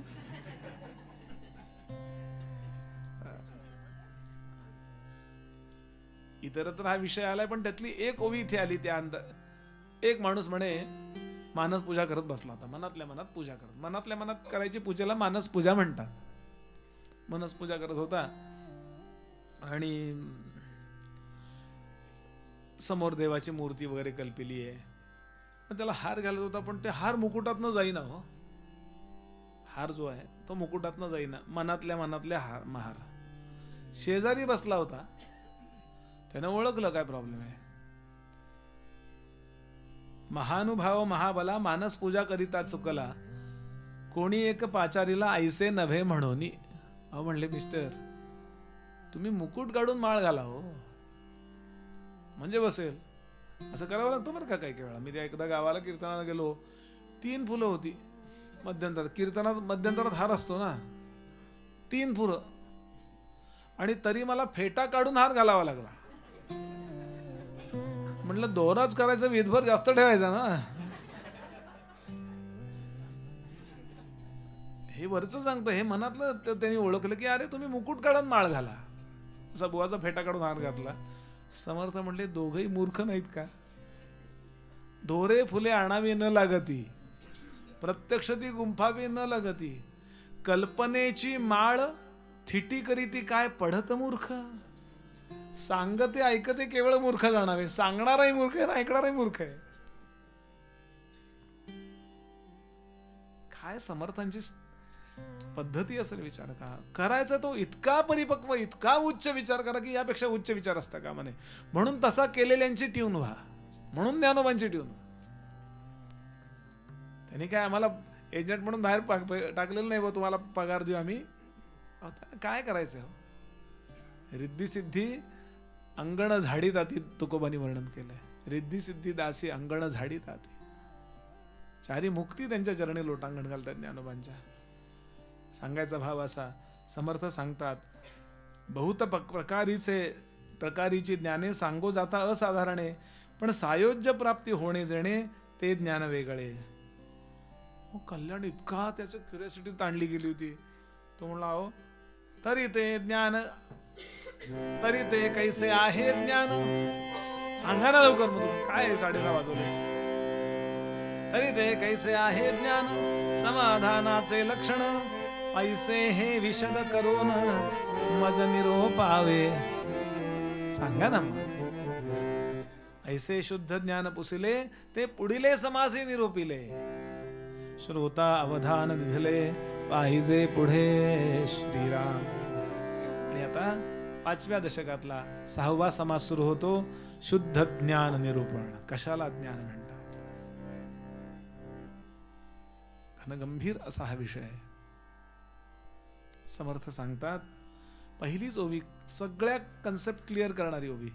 ऐक ज्ञानाचे लक्षण, ज्ञान म्हणजे आत्मज्ञान, पाहावे आपणासी आपण, या नाव ज्ञान श्रीराम.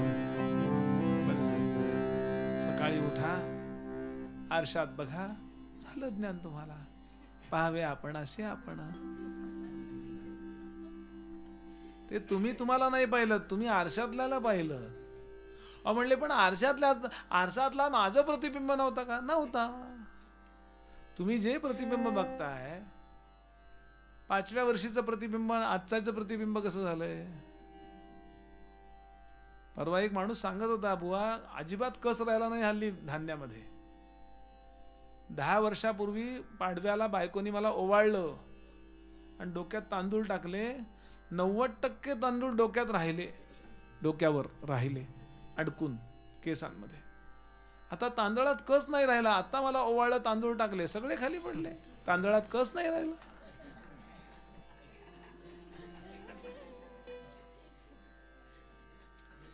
विनोद करणं हा हेतू नाहीये. 5 वर्षाचा, 10 वर्षाचा, 15 वर्षाचा, असा 5-5 वर्षाचे आपले सगळे फोटो समोर केव्हा तरी मांडा. फरक आहे की नाही काही.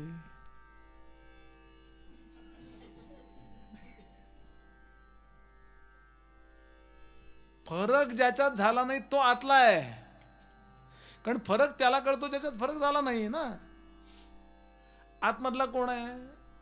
अनुभव घेणारा जो आहे तो ज्याचा अनुभव घेतो त्याच्यापेक्षा वेगळा असल्याशिवाय अनुभव घेऊ शकेल का? फरक पडत गेला की नाही. 5 वर्ष 10 वर्ष, वर्षात फरक पडत गेलात ते तुम्ही नाही आहात. पाहावे आपणासे आपण. तुम्ही तुमचा देह पाहता, तुम्ही तुम्हाला पाहत नाही. तुम्ही ज्या गाडीत बसलाय ती गाडी पाहताय, हो, तुम्ही तुम्हाला दिसलंच नाही. ह्याच्याकरता पुढं ते सांगतात, म्हणून मुख्य देवास जाणावे, सत्य स्वरूप ओळखावे, नित्यानित्य विचारावे या नाव ज्ञान. जेथे प्रकृती दृश्य प्रकृती सरे, पंचभूतिक ओसरे, समूळ द्वैत निवारे या नाव ज्ञान. समूळ द्वैत निवारी ही ओवी लक्षात ठेवा. पाहावे आपणासे आपण, ही ओवी लक्षात ठेवा. कधी पण ज्ञानाबद्दल चर्चा आली ना, तर पाहावे आपणासे आपण या नाव ज्ञान. किंवा समूळ द्वैत निवारे, वेगळेपणाचा अनुभव जिथे संपतो ते ज्ञान.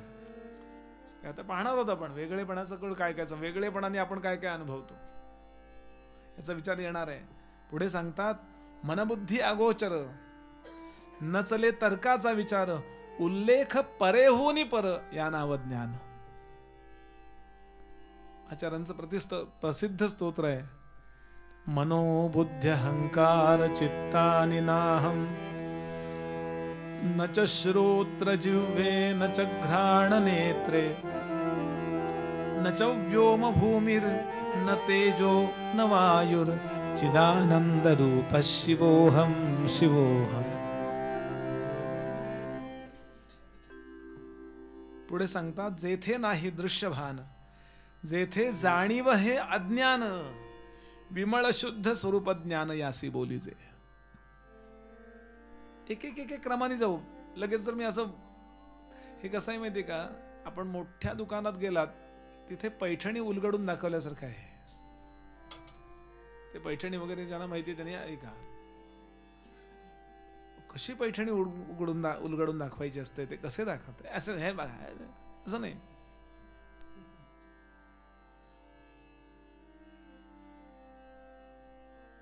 ज्याचा ज्याचा आपण वेगळेपणानं अनुभव घेत जातो ना, ती गोष्ट आपण साक्षी भावानं अनुभवतो.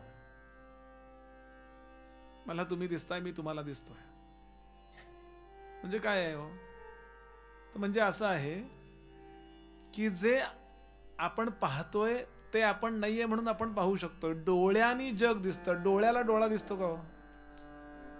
आपल्या डोळ्याला आपला डोळा दिसतो का? तुम्ही म्हणाल आरशात, तो आरशातला बघताय तुम्ही, ते प्रतिबिंब बघताय, डोळा नाही बघत आहे तुम्ही. आणि आरसा वाकडा तिकडा असला तर चेहराही वाकडा तिकडा दिसतो की नाही, असं होत जातं बघा. असं वर जा, तर असं असतं ना हल्ली, ते मागं ते पारा लावताना नीट लावला नसला ना की तसं होतं ते. म्हणून ते जसं वेगळेपणानं आपण सगळं अनुभवतो तसं आपण स्वतःला अनुभवतो का, विचार करा. साक्षी भावानी जे साक्षी म्हणजे वेगळेपणानं, डोळ्याला दिसतं, कानाला ऐकू येतं, त्वचेला स्पर्श कळतो, बरोबर आहे. आपण म्हणाल बुवा त्वचेवर त्वचा ठेवली ना, मग दोन्ही त्वचा कळली ना, म्हणजे दोन्ही कळलं हे त्वचेला कळलं, म्हणजे त्वचा पण वेगळी झाली. असे थोडे थोडे थोडे आज जा. ज्ञानेंद्रियांनी आपण विश्व अनुभवतो, ज्ञानेंद्रियांच्या द्वारे विश्वाचा अनुभव प्राणांच्या वायरिंगच्या द्वारा मनापर्यंत पोहोचतो. प्राणाचं वायरिंग आहे हे लक्षात घ्यायला. प्राण हे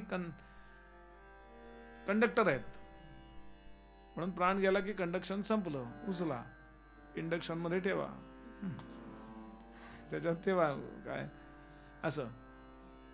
आणि आता मला दम लागला म्हणजे प्राण दमले, हे कोणाला कळलं? मनाला कळलं. डोळ्यांनी हल्ली दिसत नाही हो मला, हल्ली दिसायचं मान कमी झालं. डोळ्यांनी आपल्याला दिसतं, हे आपण अनुभवतो, म्हणून जे अनुभवतो ते आपण नाही. डोळ्यांनी दिसतं आणि डोळ्यांनी दिसत नाही हे आपल्याला कळतं, म्हणजे डोळे म्हणजे आपण नाही. प्राणांना दमायला होतं किंवा प्राण एकदम सकाळी प्राणायाम केला की असे मस्त असतो बघा, पण थोड्या वेळाचं एकदम रिफ्रेश छान वाटतं. म्हणजे प्राणाची अनुकूलता, प्राणाचा रिलॅक्सेशन आपण अनुभवतो, म्हणून आपण ते नाही. अनुभव ज्याचाच घेतो आपण, त्याचाच घेतो जे आपण नसतो. पुन्हा पुन्हा लक्षात घ्याले. आता कुठपर्यंत आलो आपण? जग सोडलं मनाने, ज्ञानेंद्रियांच्या द्वारे आलेला अनुभव प्राणांच्या वायरिंग द्वारा मनापर्यंत आला आणि मनात कळलं की आता 6:30 होत आलेले आहे, चहा झाला असणार. मनात कळलं ना. मनात कळलं हे कोणाला कळलं? मला कळलं ना. म्हणून मनाचा अनुभव आपण घेतो. जोक चालेल. मनाचा अनुभव आपण घेतो की नाही. माझ्या मनात काय चाललं तुम्हाला कळणारच नाही. म्हणतो की नाही, माझ्या मनातलं तुम्ही बरोबर कसं काय ओळखलं तो. मनाचा अनुभव आपण घेतो आणि मनाचा अनुभव जाणीवेपर्यंत म्हणजे बुद्धीपर्यंत जातो आणि बुद्धी त्याचा अनुभव घेते. बरोबर आहे. आणि बुद्धी म्हणजे निश्चय. आपण काय निश्चय केलेला आहे आपल्यालाच माहिती असतो. म्हणून बुद्धी म्हणजे पण मी नाही. कळते का बघा. आणि इतके आपण सडनली या सगळ्यात आपण इतके ऍडॉप्ट झालो. हेच सगळं असं आपण आहे. हे सगळं, ही सगळी सिस्टीम म्हणजेच मी झालोय. मला लागलं, माझं असं झालं, माझं तसं झालं असं म्हणतो. पण केव्हा तरी शांत बसावं आणि जसा एखादा कपडा काढून ठेवतो अंगावरचा, तसे हे सगळे मन, बुद्धी, चित्त, अहंकार काढून लांब ठेवावेत आणि मग बघावं जेथे नाही दृश्यभान, जेथे जाणीव हे अज्ञान. आपल्याला कळतंय हे जिथं प्रकट झालं ना, कळायला लागलं इथेच अज्ञान प्रकट झालंय. आणि याकरता गाढ झोपेचा विचार करा. फक्त गाढ झोप. झोपेत काही कळतं का हो? नाही कळत की नाही. खूप सुखी असतो की नाही आपण. म्हणून जाग आल्यावरती राग येतो की नाही. कशाला उठवलं मला. उठायचा आळस आपण का करतो. आळशी आहोत म्हणून नका विचार करू. तो भाग वेगळा झाला. तिथे आपण सुख अनुभवत असतो आणि ते आत्मसुख. फक्त आपण ते आपल्या ताब्यात नाही, ते निसर्गाच्या ताब्यात आहे. निसर्गाने झोप लागते ना आपल्याला. निसर्गाने आपलं शरीर थकलं, निसर्गाने आपली ज्ञानेंद्रिय कर्मेंद्रिय थकली, मनही थकलं खूप विचार करून करून करून. आणि म्हणून सगळंच्या सगळं गप्प झालं. त्या क्षणाला आपला जो कल्पित मी आहे, म्हणजे आपली जी जाणीव आहे, म्हणजे देहाची जाणीव, मनाबुद्धीची जाणीव, ही जाणीव आत्म्यामध्ये समर्पित होते आणि आपण गाढ झोपतो. म्हणून सुख आहे हो. बाकी सगळ्या विषय सुखाला मर्यादा आहे. झोपेला मर्यादा आहे का बोला. चव तीच आहे की नाही. मुंगीला जशी झोप लागते ना, तशी हत्तीला लागते आणि तशी आपल्याला लागते. बटाटे वड्याची प्रत्येक घरातली चव वेगळी आहे. चहाची प्रत्येक घरातली चव वेगळी आहे.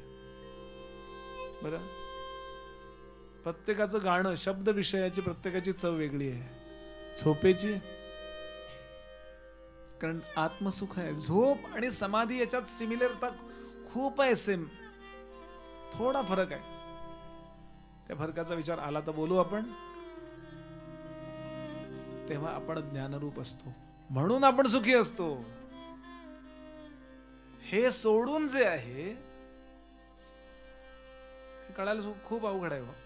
काय होतं, बहिर्मुखतेनं जगात उतरल्याशिवाय आपल्याला काही केलं असं वाटत नाहीये. आता ज्ञानोबा आठवा कसे बसलेत. पुन्हा पुन्हा ही गोष्ट सांगतो. शंकर कसे बसलेत. आपण बघा शंकरांची पोज, कुठलेही फोटो पहा. काय करतात ते जागृत झोपलेत. शहाण्या लोकांनी, मोठ्या लोकांनी समाधीला जागृत सुषुप्ती म्हटलंय. जागेपणची झोप. म्हणजे झोपलेले नाहीयेत, पण ते आपल्या प्रयत्नाने आपला हा कल्पित मी जो आहे तो आपल्या खऱ्या मी मध्ये समर्पित करते झाले आणि मग अनुभव घेता येते. हे व्हायचंय, करायचंय आपल्याला. लक्षात घ्या, हे फक्त बोलून सोडून नाही द्यायचं आणि याला प्रॉपर अभ्यास करावा लागतो. कुठल्या गोष्टीची उपेक्षा न करता गुरूंनी सांगितलेल्या सगळ्या उपासना करीत करीत करीत शांत बसत, हे जोपर्यंत अनुभवत नाही तोपर्यंत जन्म मृत्यू चुकणार नाही. जीवनातली सगळी सुखदुःख चुकणार नाहीत. असो, इथे थांबूया. 6:30 वाजलेत. परत बसू एक 10-15 मिनिटांनी. सगळ्यांना वंदन करतो. एकाग्रतेने तुम्ही ऐकताय म्हणून मला बोलायला सुचतंय. जय जय रघुवीर समर्थ.